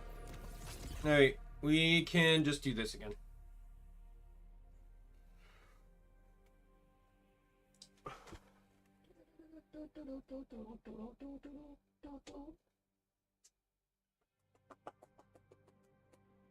There's a kitty on my floor.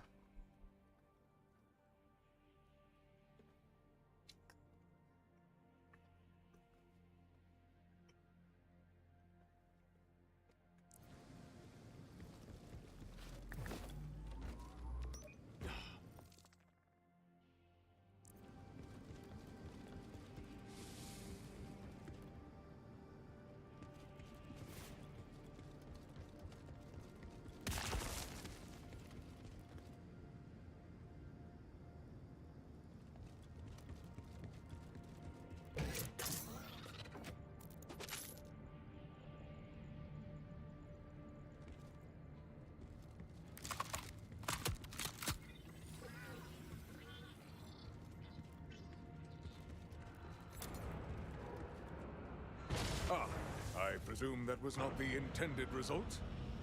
You know the saying that when one thing goes wrong, others tend to follow? My people have a similar saying, but it is far more scatological in nature. It's my fault. Without the water to cool the generator, it overheated. I should have caught that. I'm sure the Order has some replacement parts on hand. Mind playing mechanic, too? So you're aware the launch will only be Conway and a few crew members. It's too much of a risk to send more now. As much as I wish I could join, I can't just leave everyone here to fend for themselves, you know? I know Conway understands, but something seems off. It's like their laughter no longer includes their eyes. Does that make sense? I don't know. Have they said anything to you? Not exactly. But people react to pressure differently. Some show it in their every breath, while others will never reveal it unless you ask. I think I understand. Thank you. Part acquired. Wonderful. Just need to be slotted into the generator and we're back on track.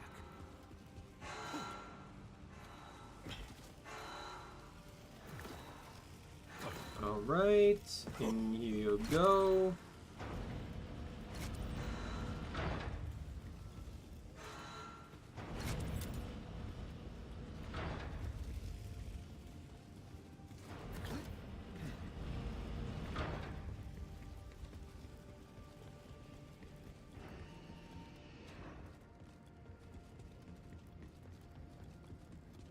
No more errors or alarms. Although I can definitely still hear them. I'm sure that's not indicative of any lasting hearing damage.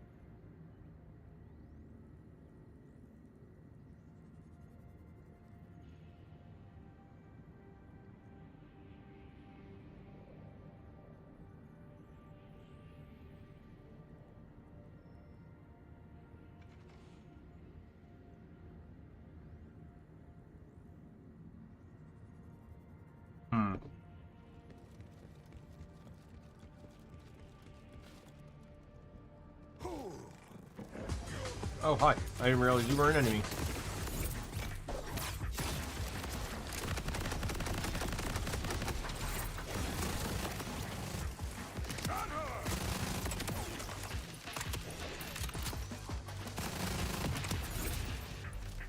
Really wasn't your day, huh? I'll take all the iridium, though.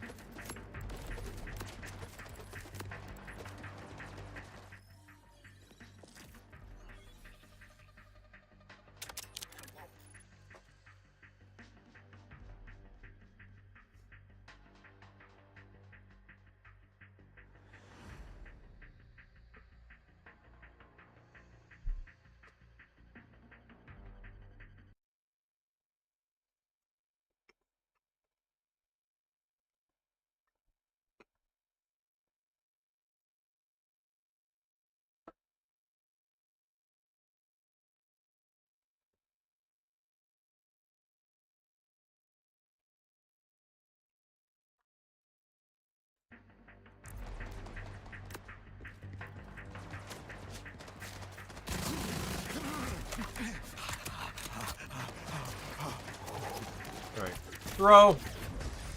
Boom.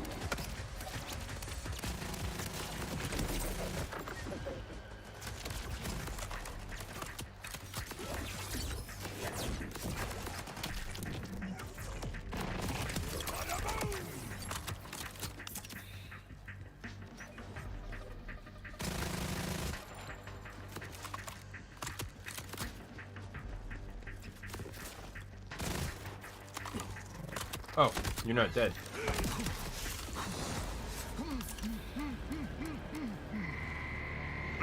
Oh, there's more. Alright. Die! Here's a badass I wanna...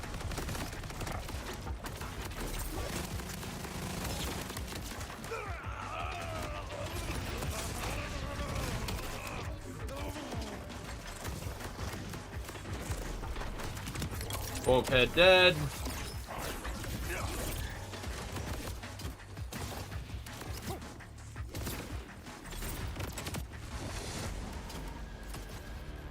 No, no, no! I fucking hate you.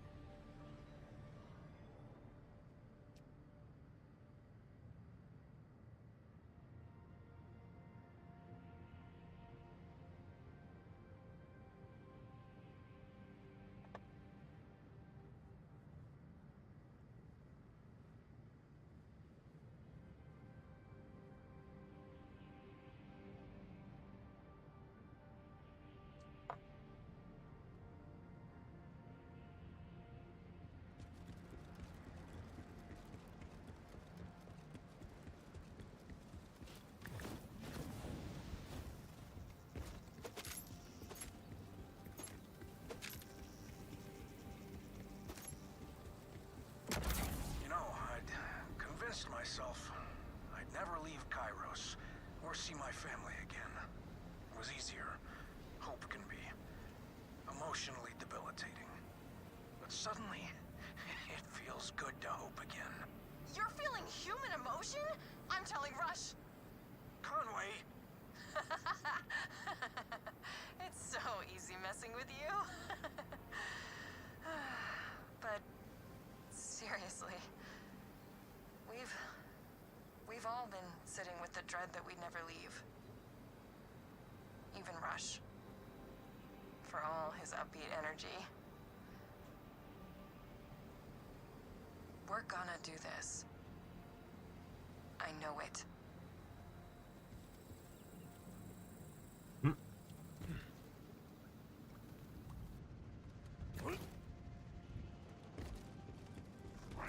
Hi.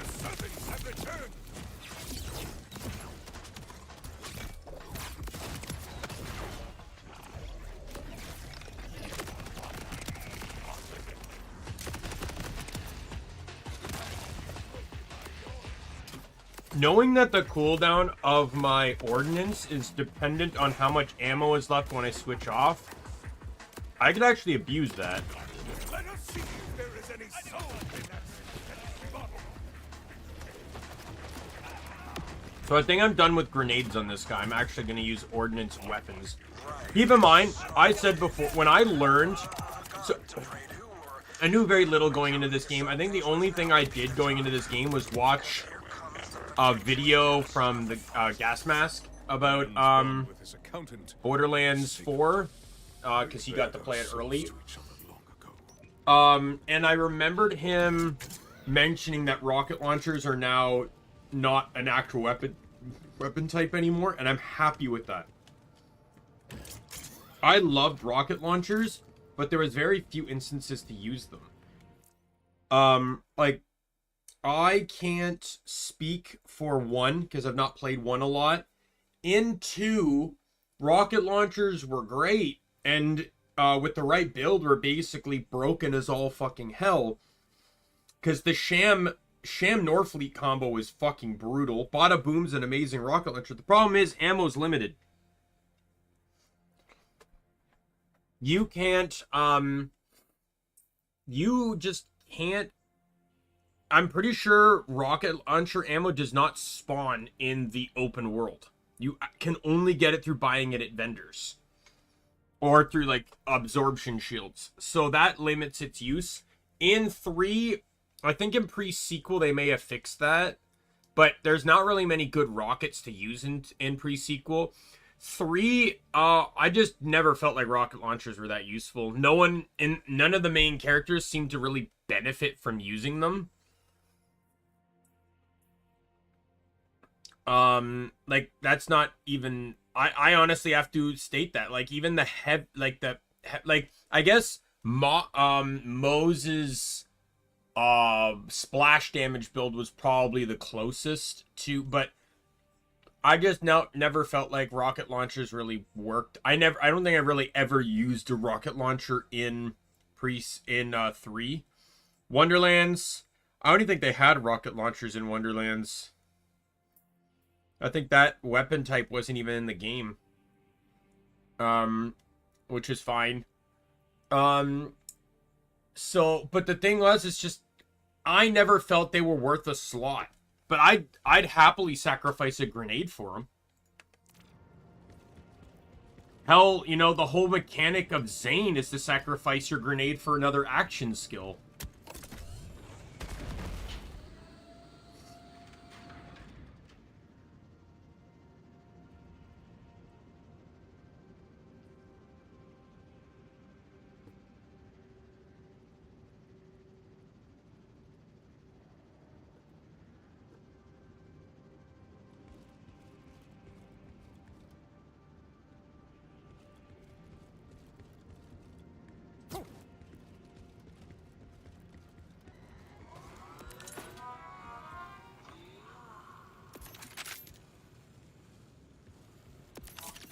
Think about it. If my meds didn't work, someone would have stopped me by now.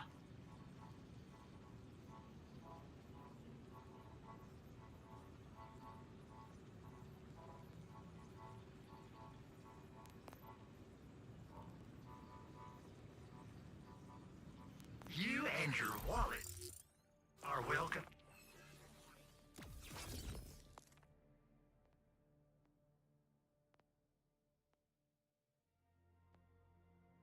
Anytime.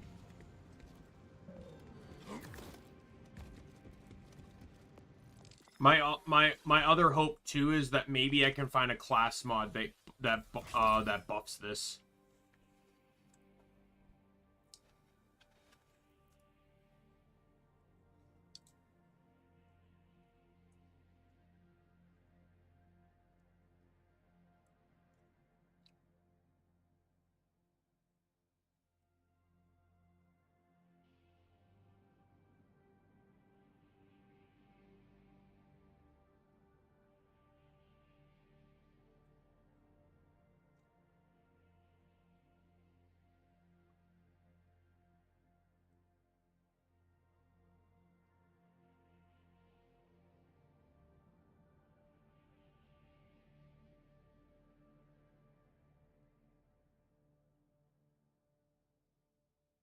Alright, finishing another chicken piece here.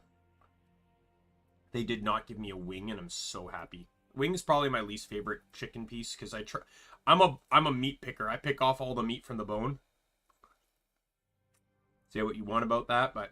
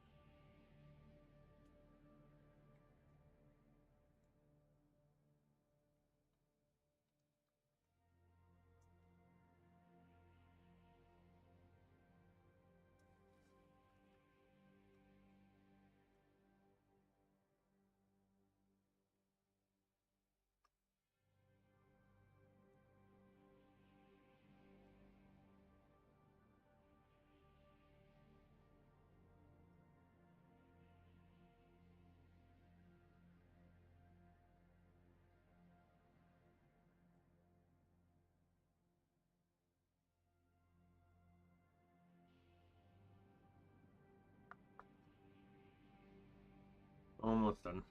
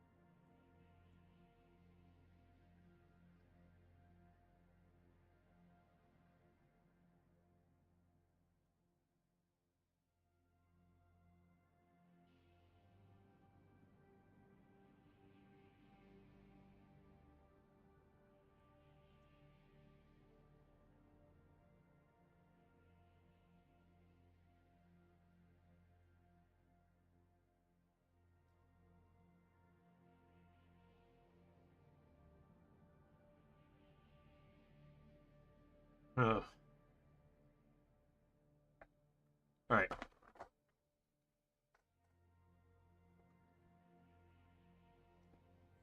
But yeah, if I could get class mod with mechanist on it, I think ideally I'd like a class mod for right now anyways that gives mechanist and metal urge. I don't know if that's a possible combo, but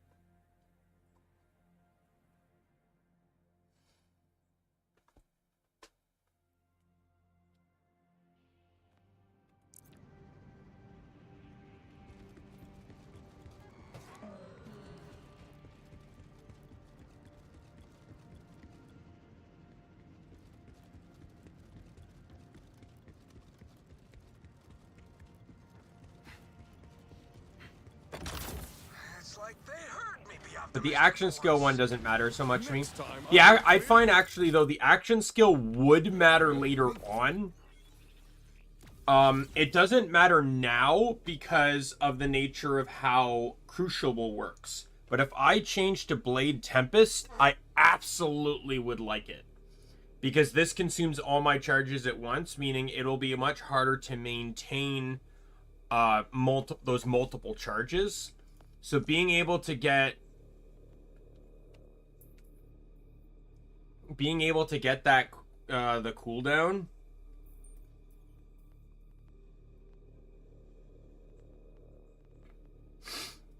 ideally I'd like this more than that, just for that exact aspect. Especially since, like, if they add in the level 61, oh no, they're both on tier 3s. Never mind, it doesn't. I would be like, oh, I could just get the right, I could just get the at 62, I could just invest into both, but if they're both tier 3s, that won't happen. Or bringing in a deadly device that could destroy us all if slightly damaged. Yes. Perhaps I should have included Conway on this at the start after all. I heard that and recorded it for posterity. Thanks, bud.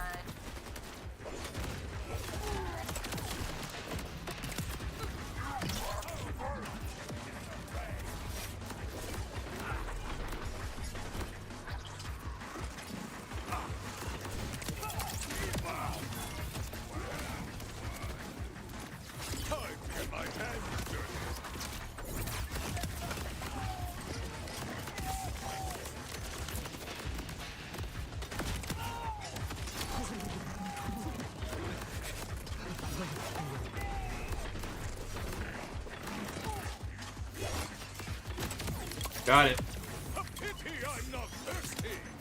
Also seems that my ordnance resets upon going down too.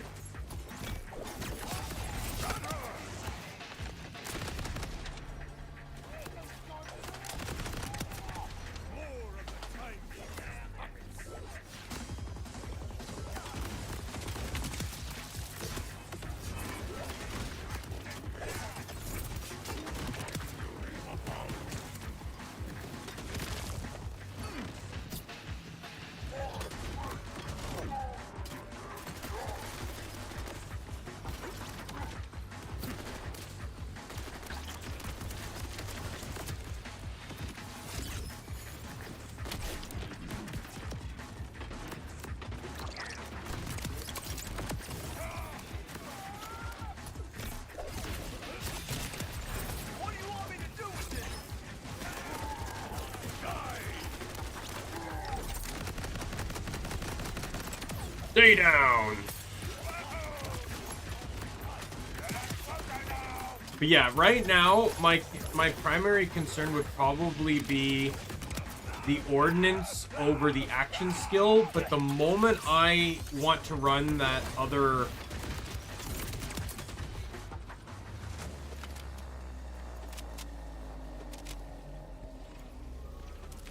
But the moment I run... if I want to switch to that sword skill, the action skill trait's going to be more valuable.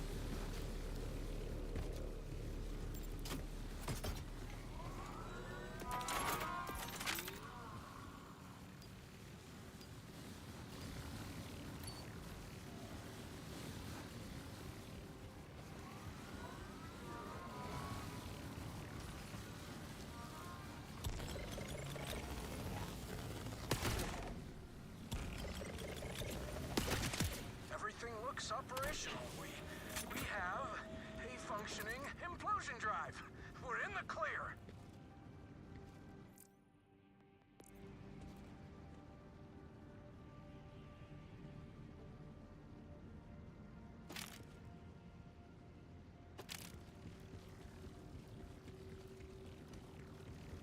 Anomaly detected.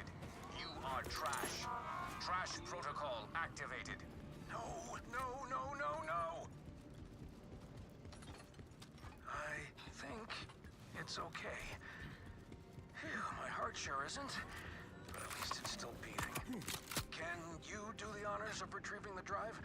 I'd dive down there myself, but I have a thing against, well, emptying the contents of my stomach, surrounded by stuff that likely already resembles the contents of my stomach.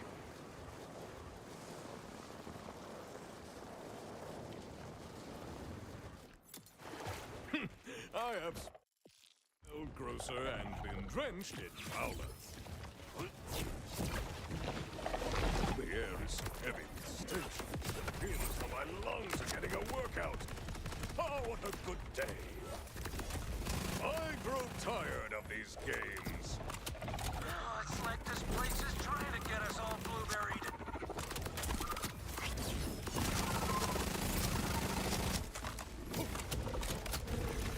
Let us begin your education. Away you go. Oh.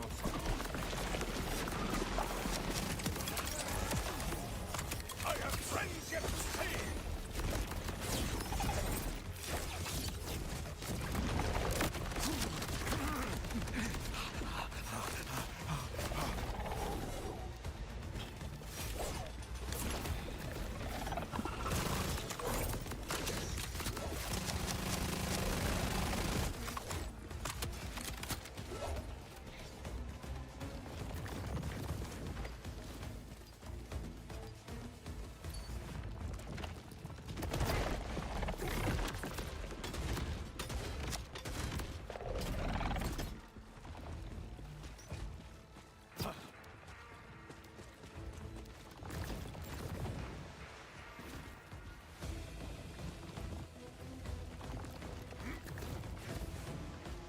Want to stop being a coward, you piece of shit?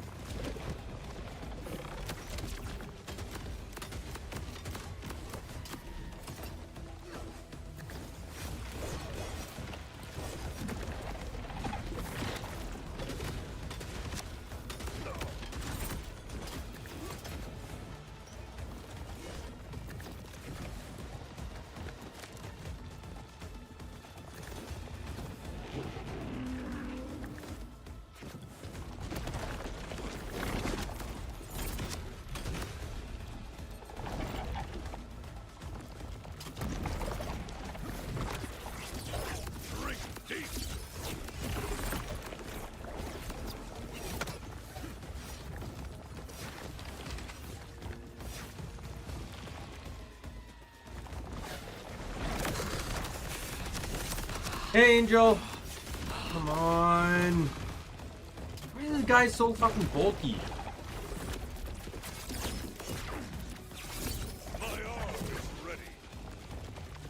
It's bulky and it keeps fucking hiding.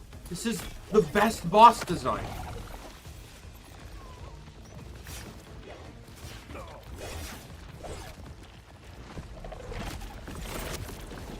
I'm doing alright.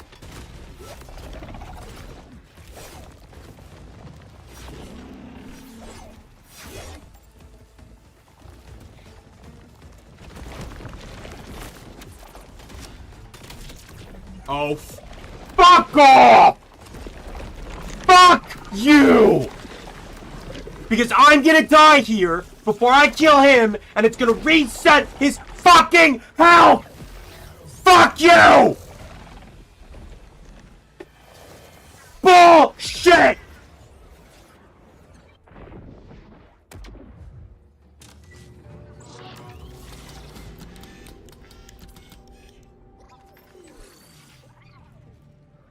Fuck you! Continues.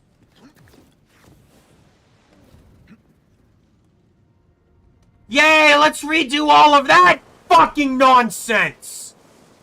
I loved fighting this guy for fucking 5 minutes just to die and reset the whole fight. Because he's such a fun boss!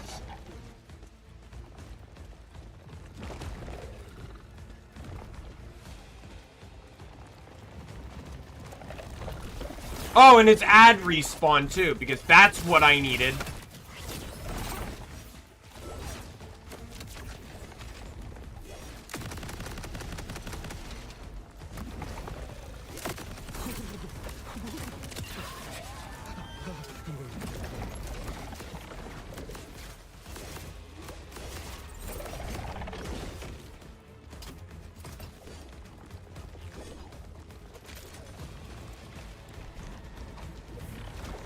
Bosses that don't provide ads are the fucking worst.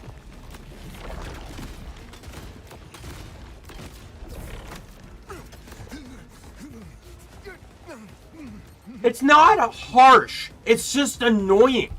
There's so many enemies in the game that are just fucking bullet sponges, I find. This guy's a bullet sponge that also hides. So I barely get the opportunity to DPS him. My entire build is reliant on these weapons, which have durations and cooldowns, in which they can't they do fuck all, because he's underground half the time. Give me something to strike.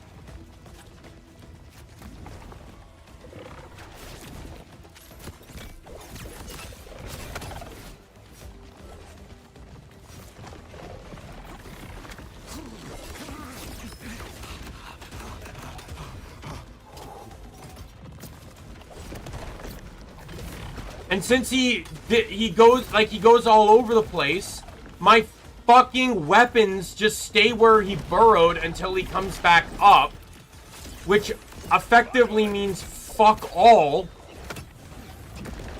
because he spawns near me, so it's wasting their duration having to just track him down. This is one of the worst boss fights I've fought in the entire game. This isn't fun. This isn't clever. This is a waste of time.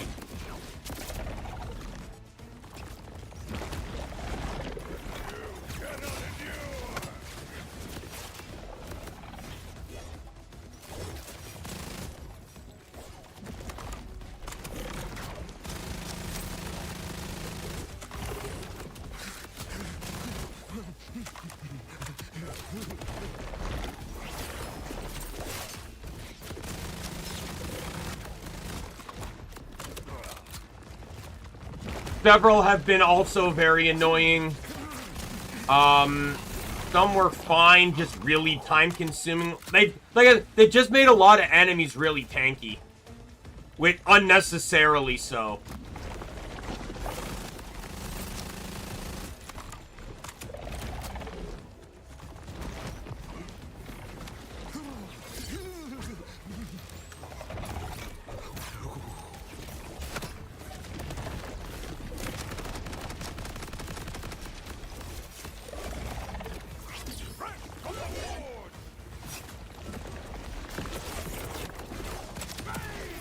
Fucking finally. Burn in hell.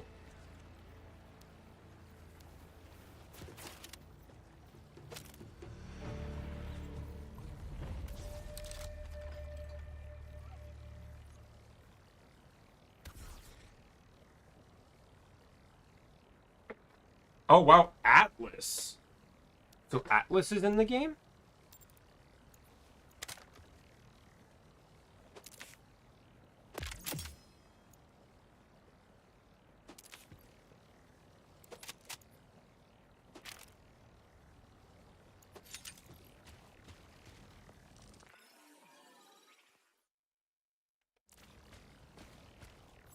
Another battle won, and the implosion drive is still intact. Some fresh air will be a welcome reward.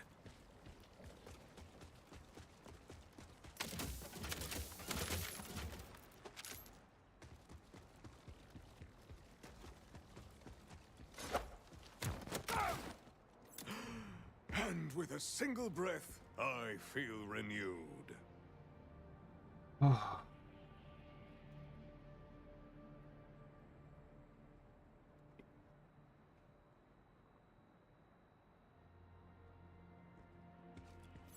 I knew my plan would work. I'll escort the implosion drive back to HQ. It'll take quite some time for it to be fully installed and operational, though. Rush will get in touch. Oh, the drive is okay, right? It did not obliterate us all, that much I know. I mean, I did notice that part. But thanks anyway. You are most welcome.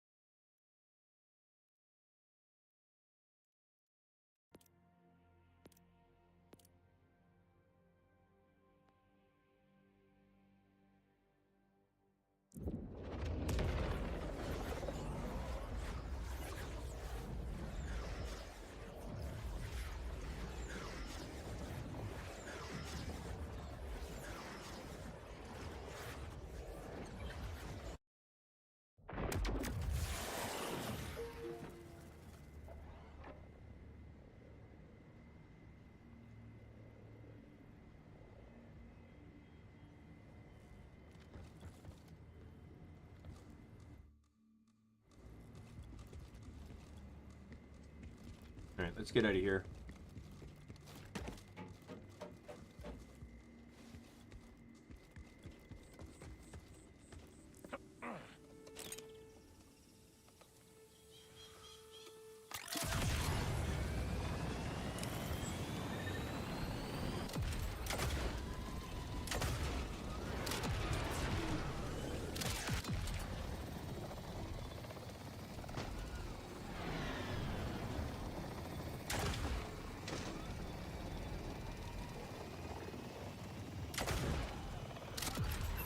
Kilo, I've arrived at the storage pod.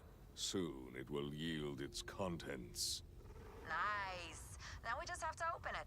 Remember how this works? Just listen to my instructions and work Oh, fast. we have to play because some the more clock's Bop It. ticking. Punch the button to kick us off. Flip that switch. Shoot the panel. Pull the lever. Smack the button. Press the button. Pull the lever. Press the button. Melee the button. Press the button. Shoot the panel. Flip that switch. Press the button. Shoot the panel.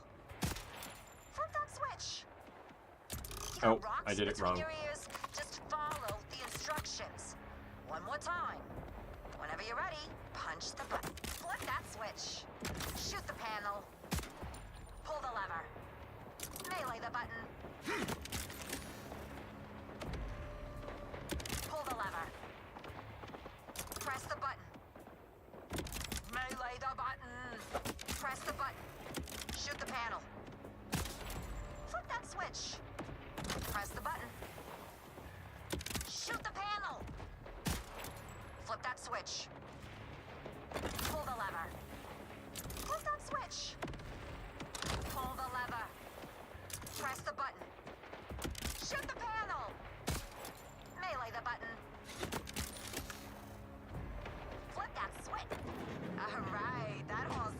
There we go. Help yourself. I already got my cut. Come see me if you want to crack another one.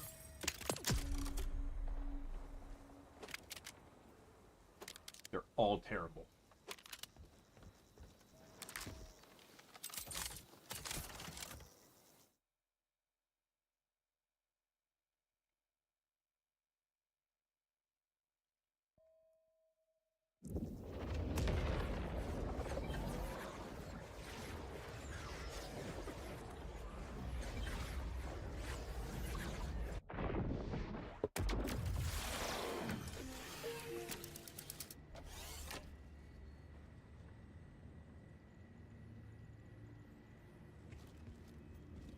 Looks like the order misplaced another supply pod. Time to capitalize on their incompetence. Hmm?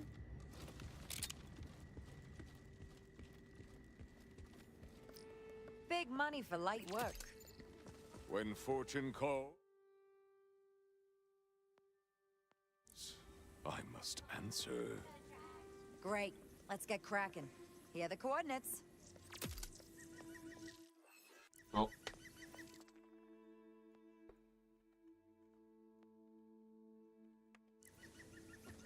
Not really much of an option of which direction I'm going here.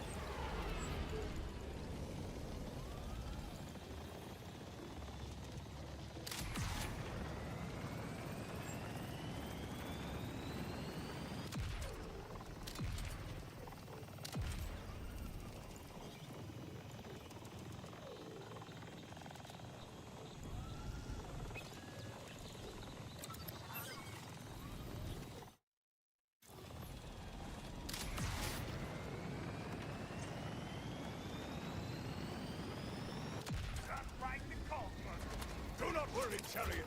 I will remain by your side.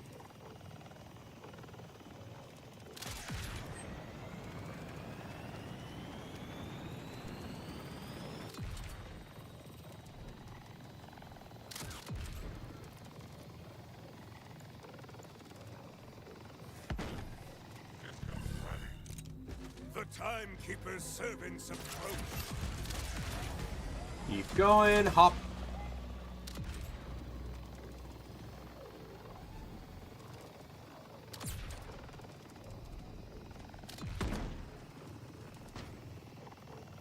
The time for action is upon us, Kilo. Shall we begin? Whenever you're ready, punch the button. Yeah, well, that's gonna have to wait. Accept defeat, you silly bastard!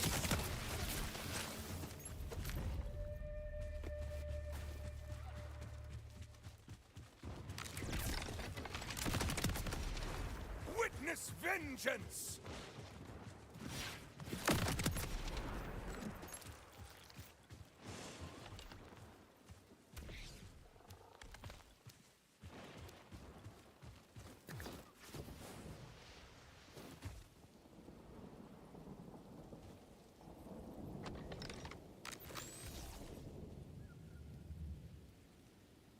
Talk loud? Like, what do you mean? Just like normal voice or scream? Like rage?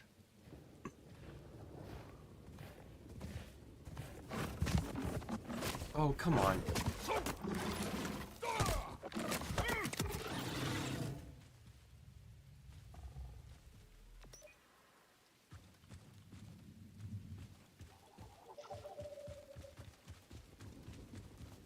I don't know, it feels weird to scream without context.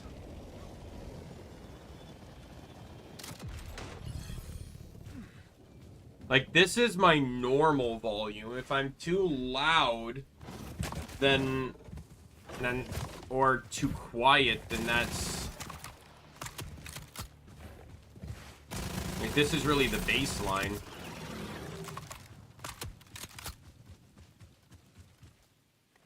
Flip that switch. Pull the lever. Don't flip the switch. Press the button. Melee the button. Shoot the panel. Flip that switch. Pull the lever. Shoot the panel. Melee the button. Press the button. Do not pull the lever.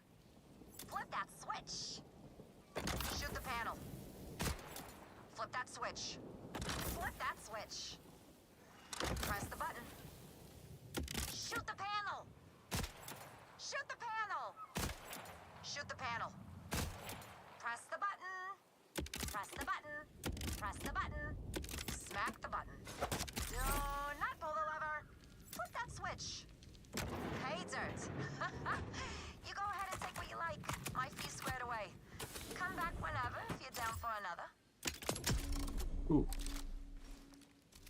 DPS better, damage down. DPS is only a minor increase. My problem with this is I really like the order weapon.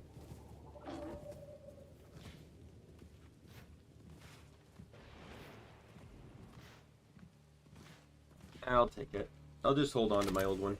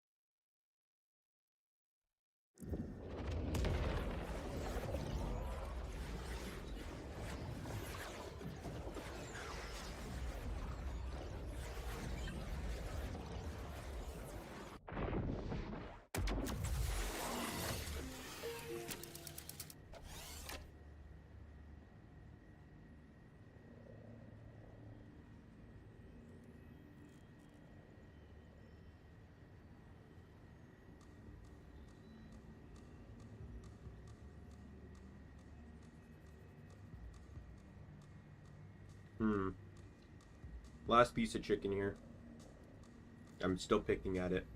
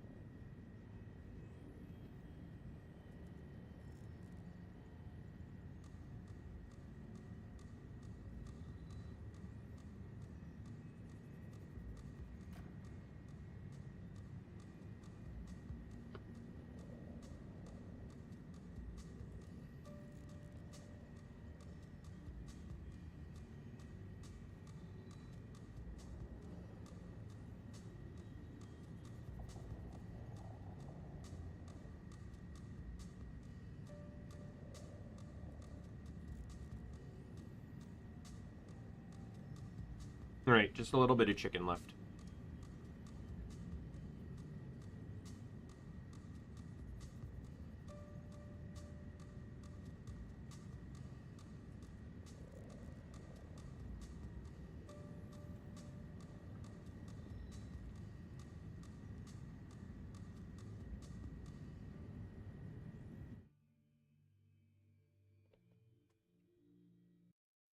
I'm gonna do some. I'm gonna change the title here. 1 sec.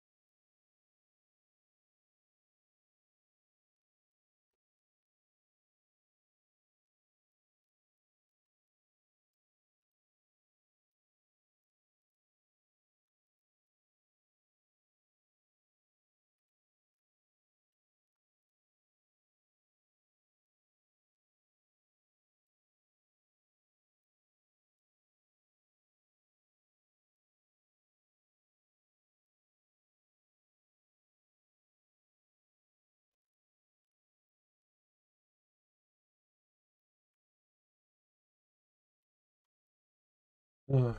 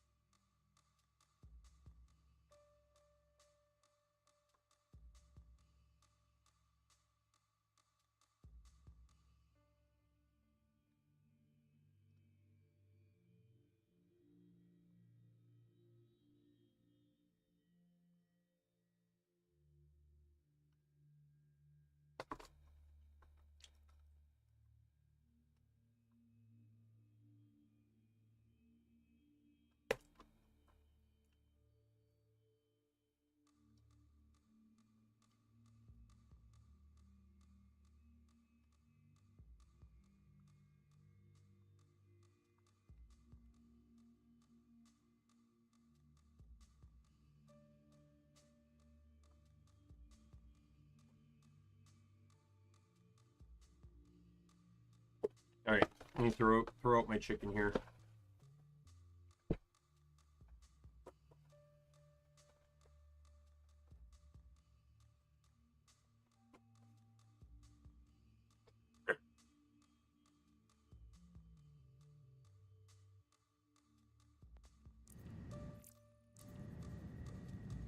I might make this a shorter stream today.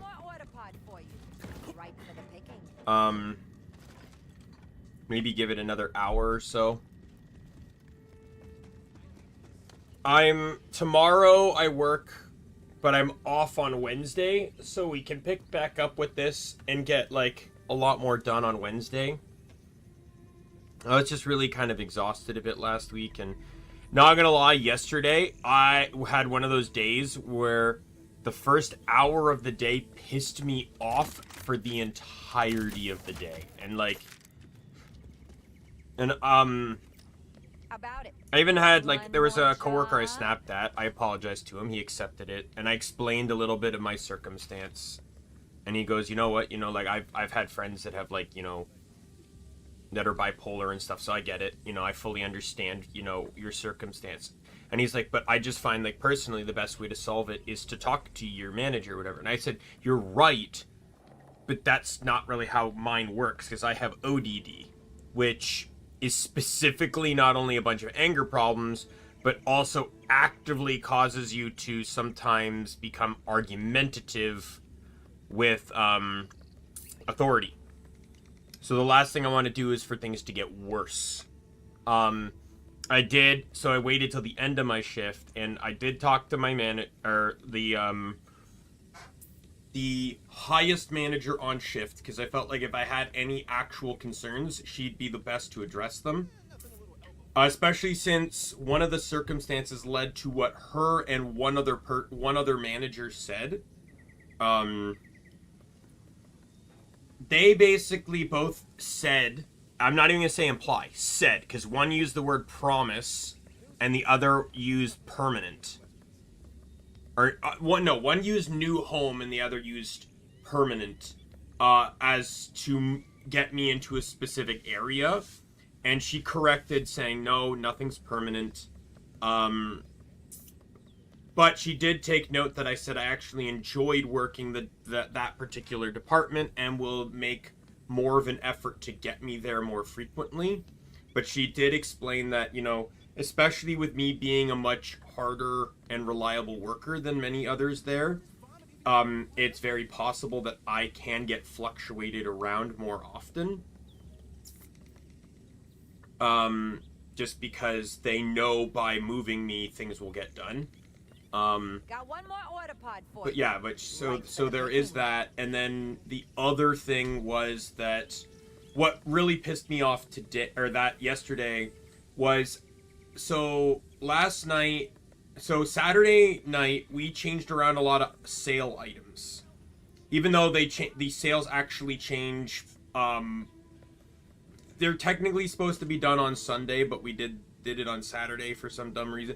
I don't like that, because you're moving all the paid for sale items back into the aisle off the ends. While the sale is still active, while the area is still technically paid for, the items being moved to the new ends are not on sale in most cases. So it's really dumb that they're moved to the end. And additionally, you're doing this Saturday night instead of Sunday night, because Saturday was a busy day because it's the weekend, Saturday's busy and Sunday's going to be busy. But Sunday can be busy, but Monday won't necessarily be as busy. So it's like, yeah. I don't know, that's a personal annoyance to me. It just doesn't make any sense, but I'm not going to fight it because, you know. But, yes, I had that as an annoyance and a problem. So, for me to sacrifice.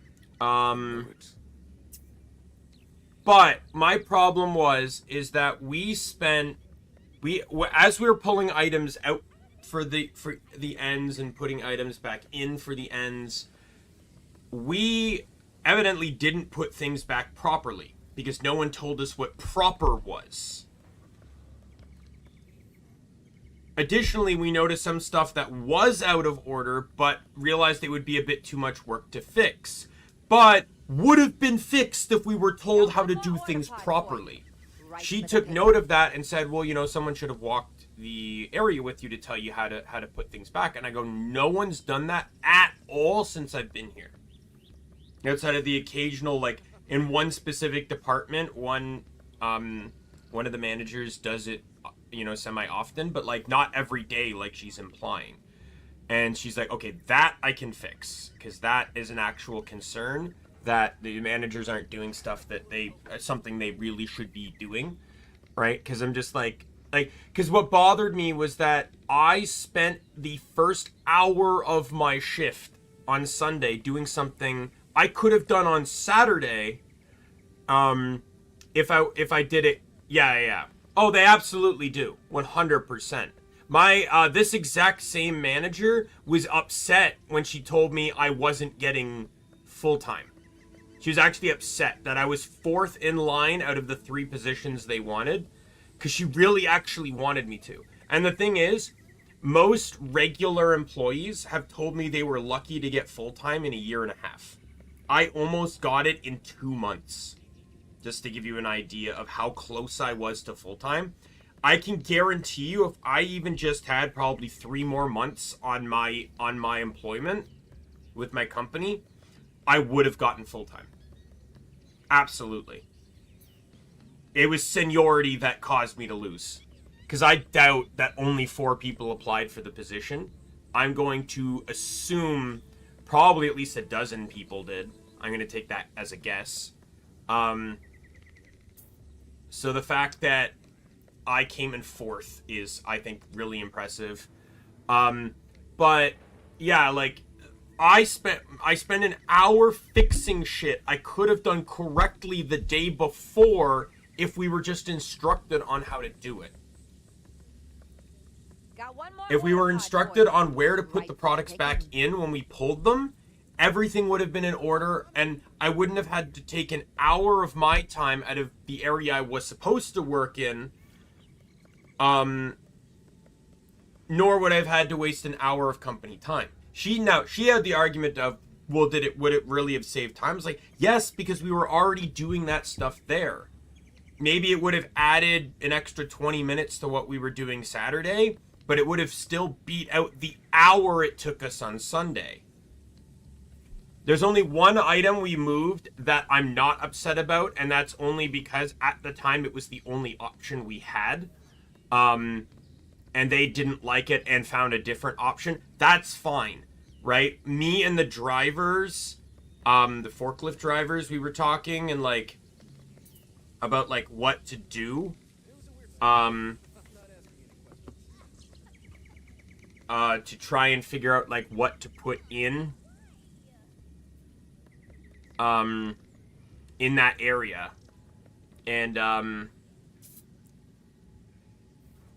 And yeah, we only saw one item that worked. So I moved stuff around to get the item in. To meet better standards, but it just wasn't the ideal item, but it was all we had at the time. When riches lie before me, I reach out my hand. Head to my mark. Ping me when you're close.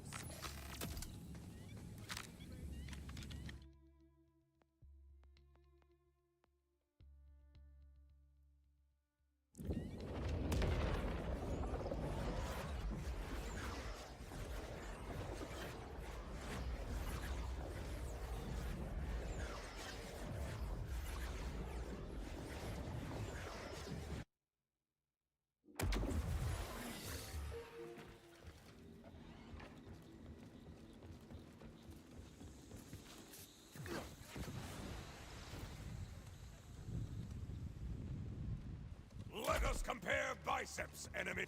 Kilo, this is Amon. The pod awaits our treacherous hand. You know the drill. When you punch the button, be ready. I hate you.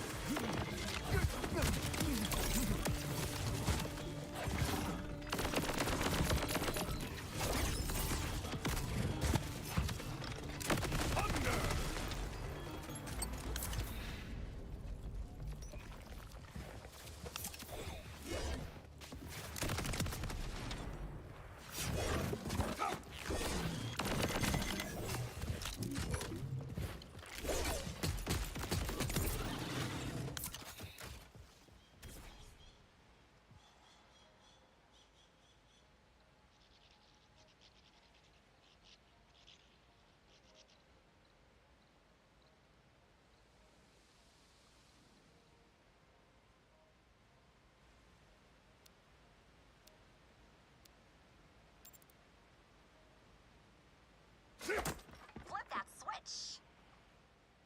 Replace the power core. What? What do you mean Every replace? second counts. Try again. What do you mean Custody replace soon. the power Whenever you're core? ready, flip that switch.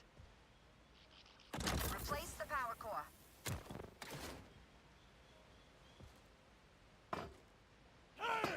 Every second counts. Oh, do I just pull it out and that's it? Like, I don't know how this Whenever works. you're ready, flip that switch. Replace the power core. Pull the lever. Don't flip the switch. Press the button. Melee the button. Shoot the panel! Remove the power core. Do not pull the... What was that? Fail. Run it again. Fuck off. Whenever you're ready, flip that switch. I love the Release the power core. inclusion of Pull the lever. the new mechanic that they never warned us for. Press the button.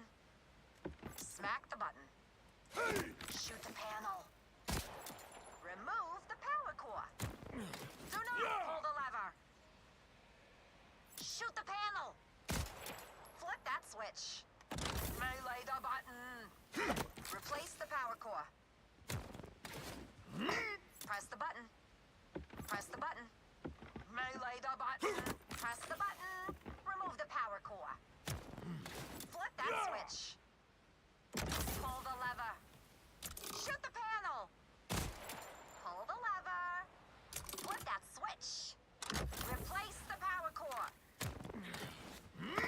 Looks like you hit the jackpot. Keep what you like and sell the rest. It's always a pleasure working with a professional.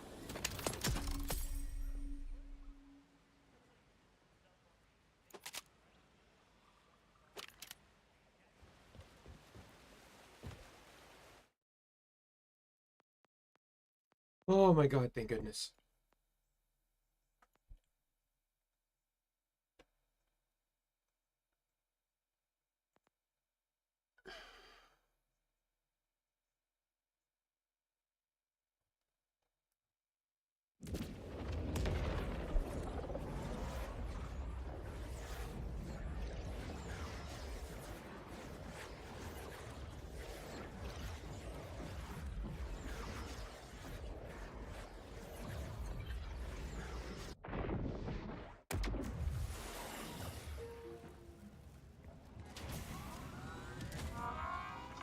Let me take that off your blood-soaked hands.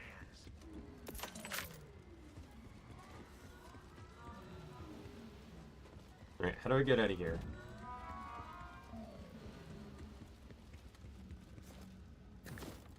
There has to be an alternative way out, right? Like...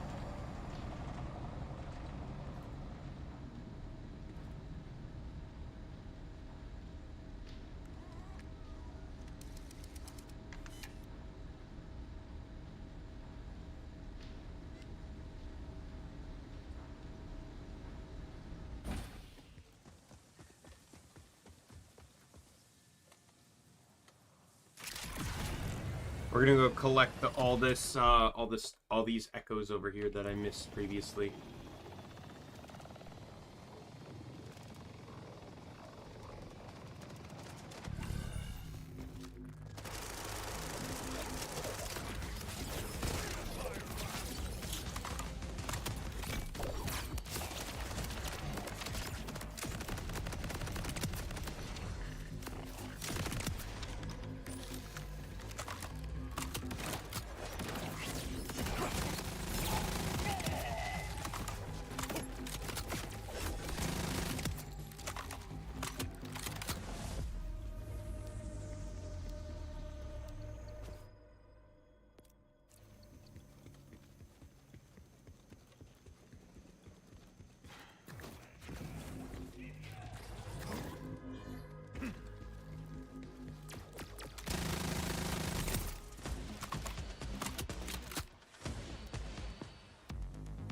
Run!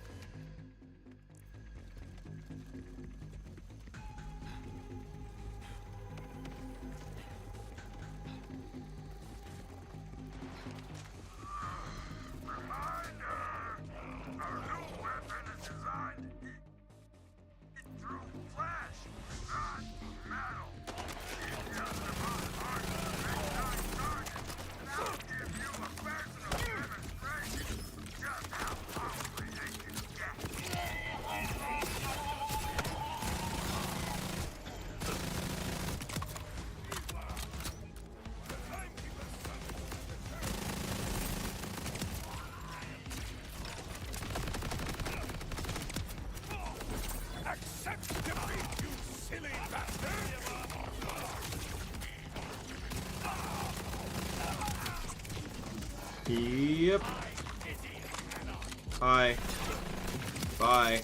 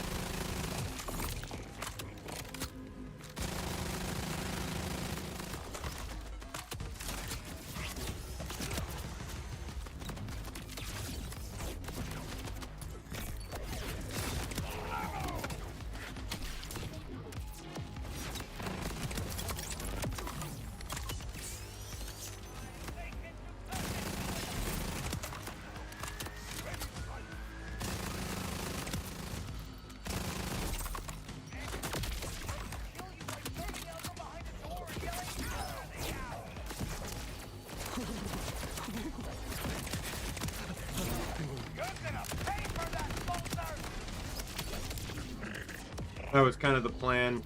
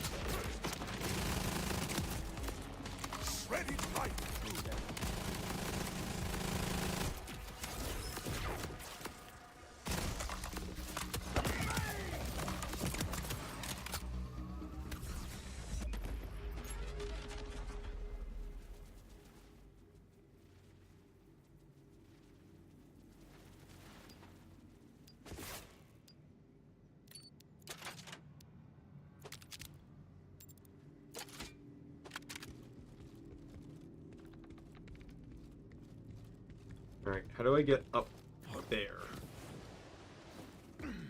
Because that's where the, thing is.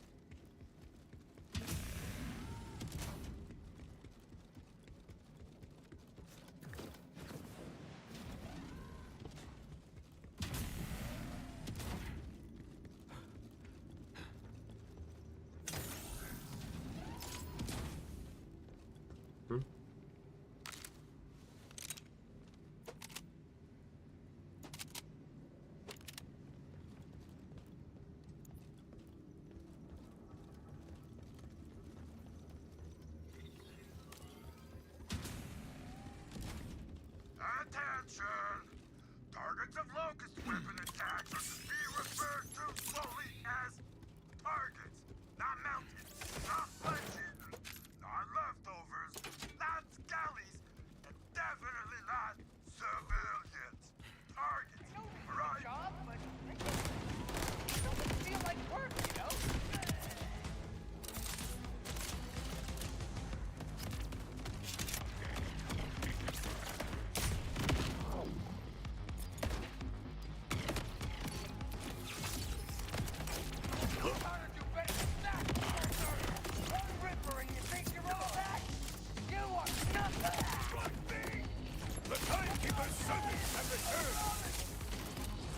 So that's a rather really broken weapon. I just got a tracker dart on my Jacob shotgun.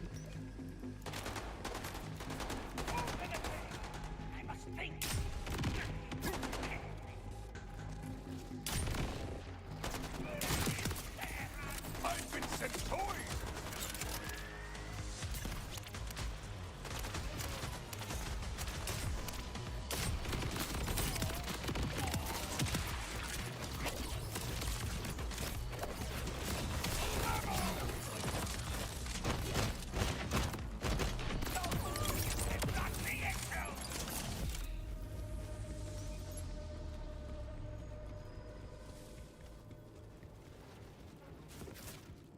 We'll pick this up.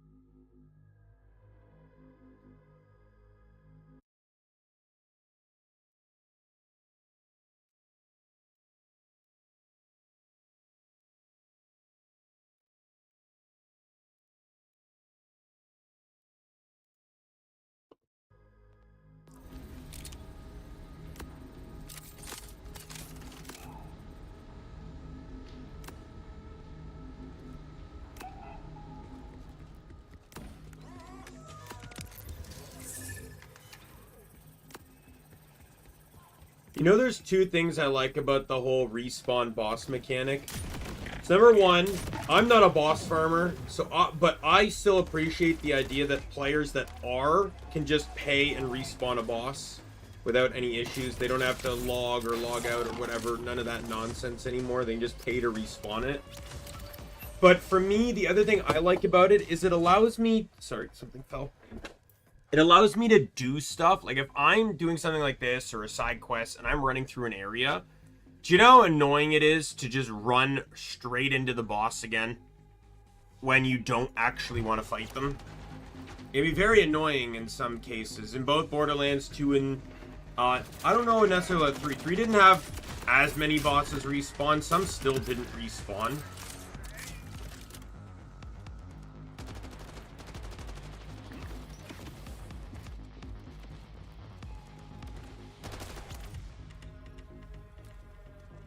Hi. Bye.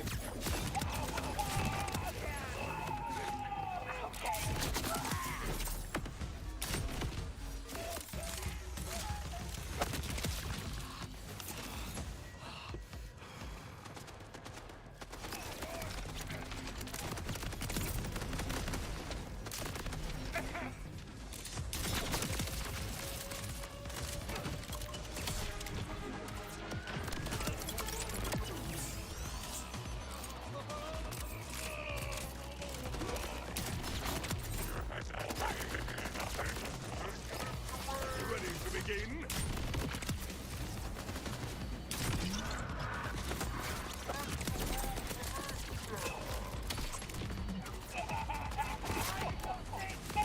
Yeah, laughing was not your best move there.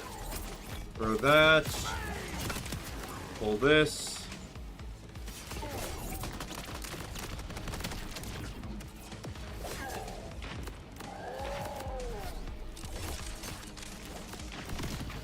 I died. Honestly, I don't really care because I got everything I wanted here.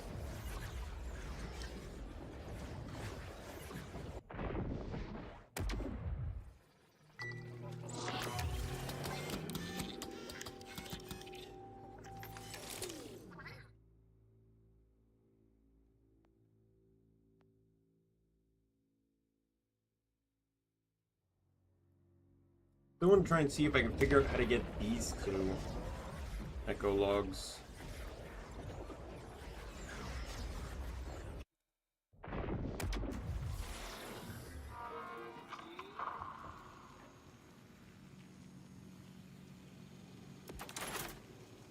Good call on the restock. My diagnosis? You got a bad case of dangeritis. I can help with that. When you need immediate medical attention on a budget, head to Zed's. Unless something really sad happens the next time I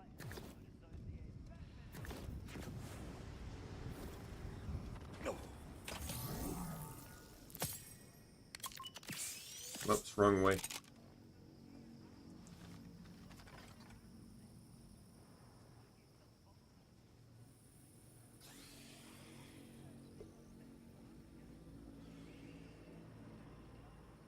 Let me junk it. I don't care if DPS is better.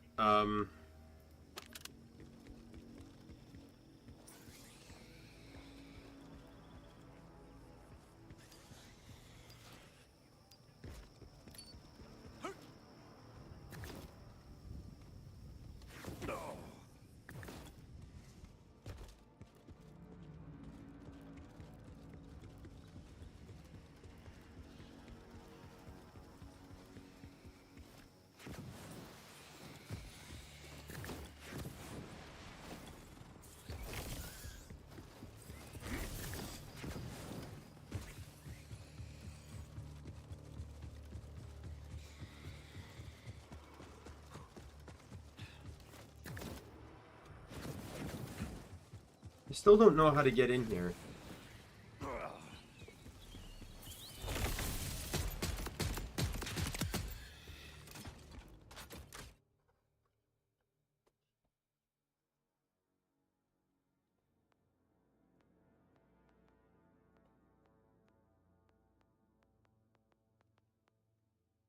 The other one is in here.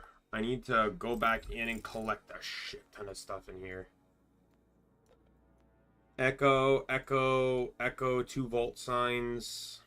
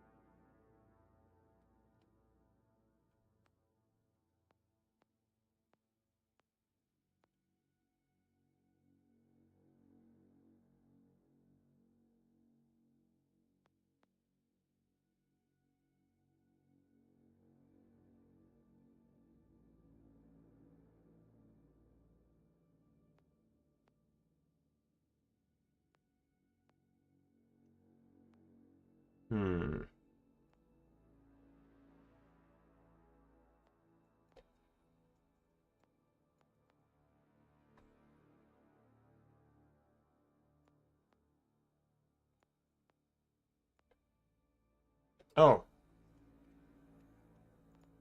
I didn't realize I didn't have this.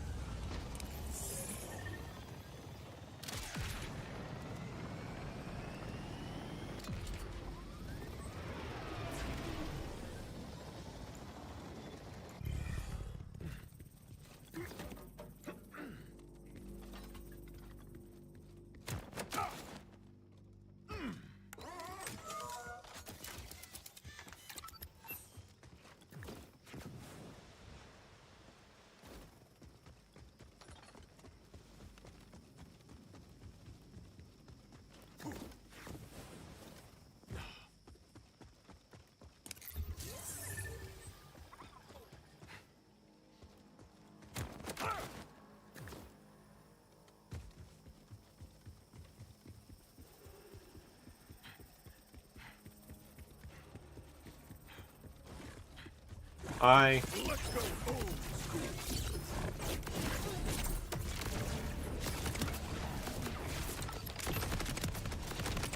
Thunder.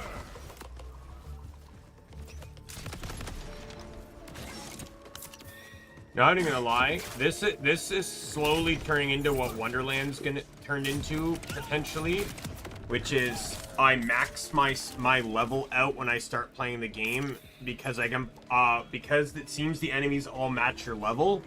I'd actually be able to play through the game at max level without any issue.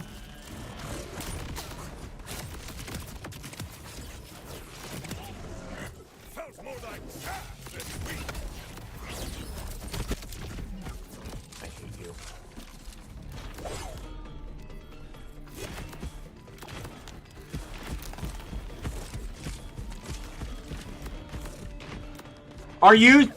Are you fucking with me? He fucking ducked just behind the corner so the final shot couldn't hit him. Fuck you. Fuck you, you fucking piece of fucking shit.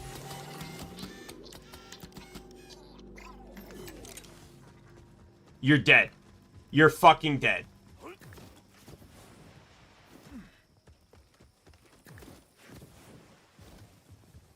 You are gonna be fucking shoe leather.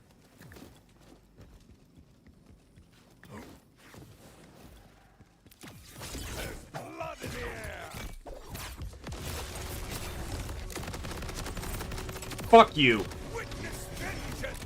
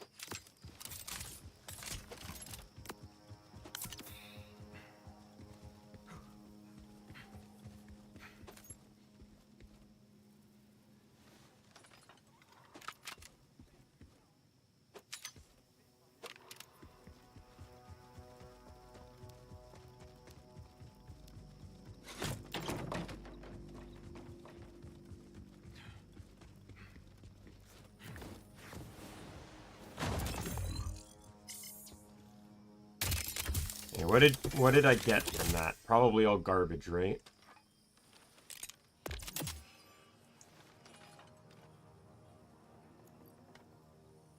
Sure.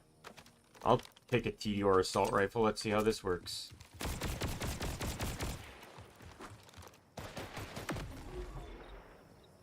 But you know, it's a very trash reload.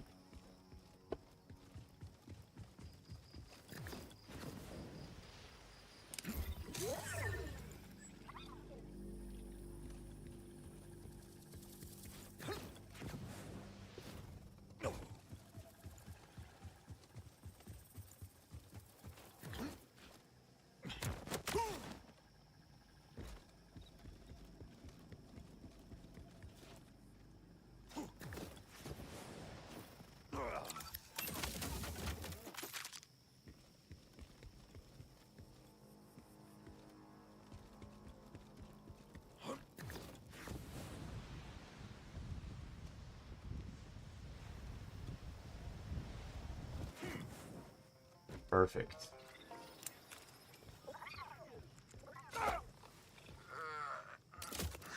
Oh, Rafa.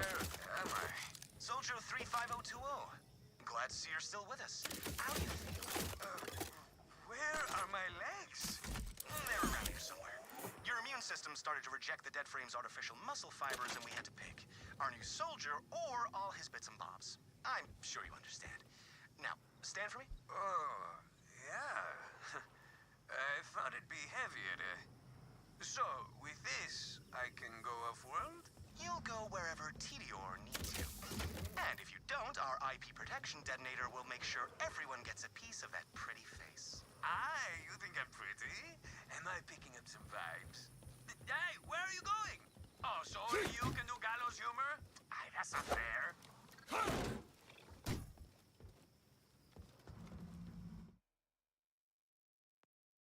That's kind of funny.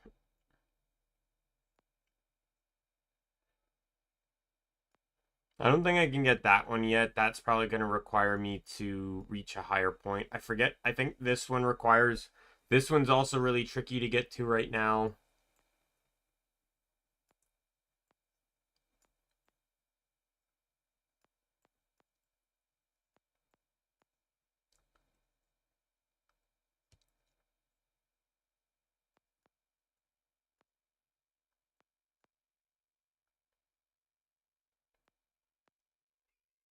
Probably just going to call it here. Very short stream, in all honesty, but I've been kind of feeling a bit out of it. I don't know, maybe it's just because I did a lot of work yesterday and... Or not yesterday, just last week. I've been pretty exhausted. Like, I've been waking up at, I've been going to sleep a bit late, too, and stuff, and, like, even today, I went to sleep at 6 or 7, something like that. Woke up at noon. But, hopefully, I'll have time to stream some Guild Wars tomorrow. I'll set the stream. We can do that tomorrow morning, or afternoon, hopefully at noon, if not, at least at 1, and we can get something done. And then we can get a good investment in on Borderlands 4. I'll admit right now, though, I don't hate it, but this is one of the weaker games, Borderlands games. 2 is still going to be peak. I think 2 is still always going to be the best Borderlands. Pre-sequel was good, but they made a lot of a few negative changes. I don't really like how some of the characters play. There's just a few things in pre-sequel that I don't like, but it uses the same general concept as 2, so it's not too bad. 3 I like. I hate the story, in all honesty, in 3, but I don't hate the world or the gameplay or anything. It's all relatively fine. In 4, and then in Wonderlands, I actually really liked Wonderlands. It got a bit repetitive after a while, but I like the customization and just how things kind of work. I hated that there was no New Game Plus. I hated that Endgame was just a means to grind more gear to get further into the endgame, to get more gear to get further into the endgame, which was all just pointless and bullshit. All the DLCs in that, not one of them added in more campaign, just more variations of the pre-existing endgame. Yeah, so it was all kind of just like dumb. But yes, I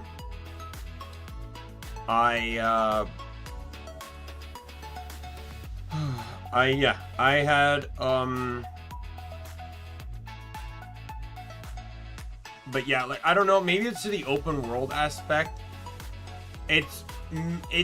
Open world games aren't bad, but they do stress someone like me out, you know, someone with like ADHD, where it's like, oh, I gotta do this, that, yeah, like, I can't, it makes it sometimes hard to follow a straight line because, oh, squirrel, right? Like, it's like, hey, let's go here. Oh, wait, there's an echo log. I should go get that. Oh, wait, there's more over there. I should go get that, right? Especially when a lot of the stuff isn't necessarily even near fast travel points.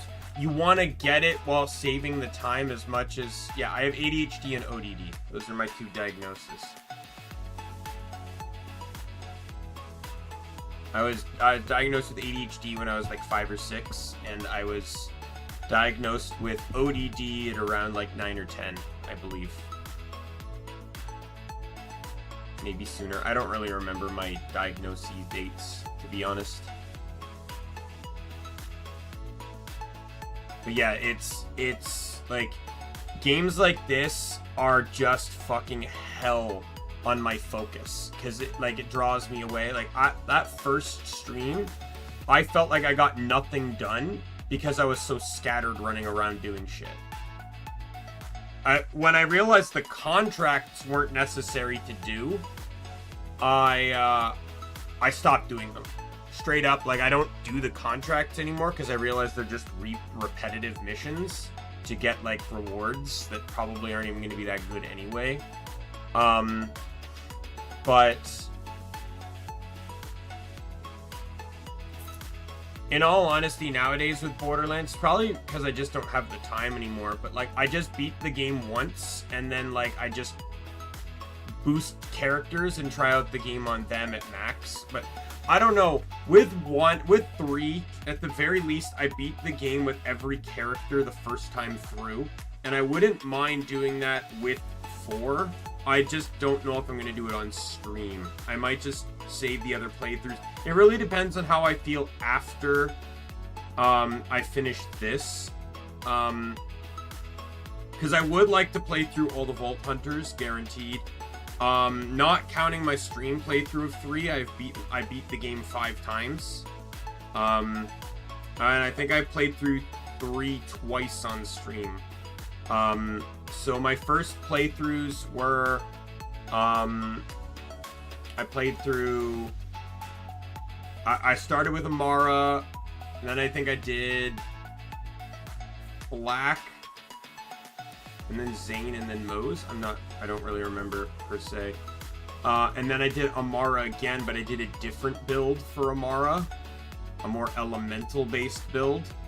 And then I had other playthroughs, but I never beat them. Like, I have, or maybe, did I beat the Zane one? I had a Zane build that had no shield, that used the Rough Rider, but, and then, and then I had another Zane build that was, that I did the playthrough was the random lock, and then I did a true Vaulthunter playthrough, but that one I don't think I did the DLCs. I just beat the main game, and that was it.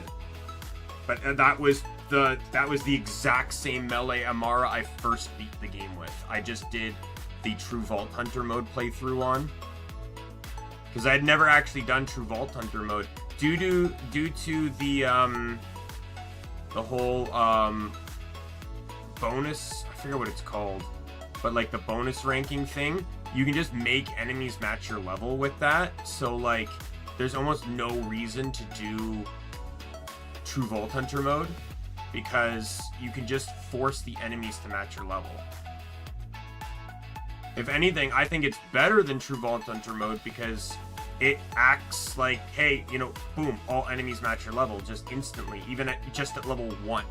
And the enemies, what, gain like, what is it, like 10% more or like 100% more HP or whatever? Like, it's basically negligible with the damage I was dealing. I remember I had to play the game on like level 6 because everything was just dying so fast.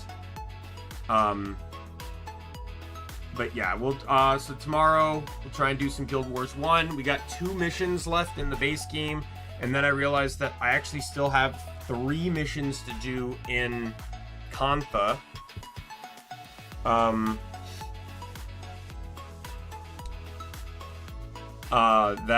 For a non-title related achievement. But yeah, so with that said, my name is Daimien Kamiya. I am the Omni King. If you're a friend, foe, or member of the Omni Council, I'll see you later. Bye, everyone.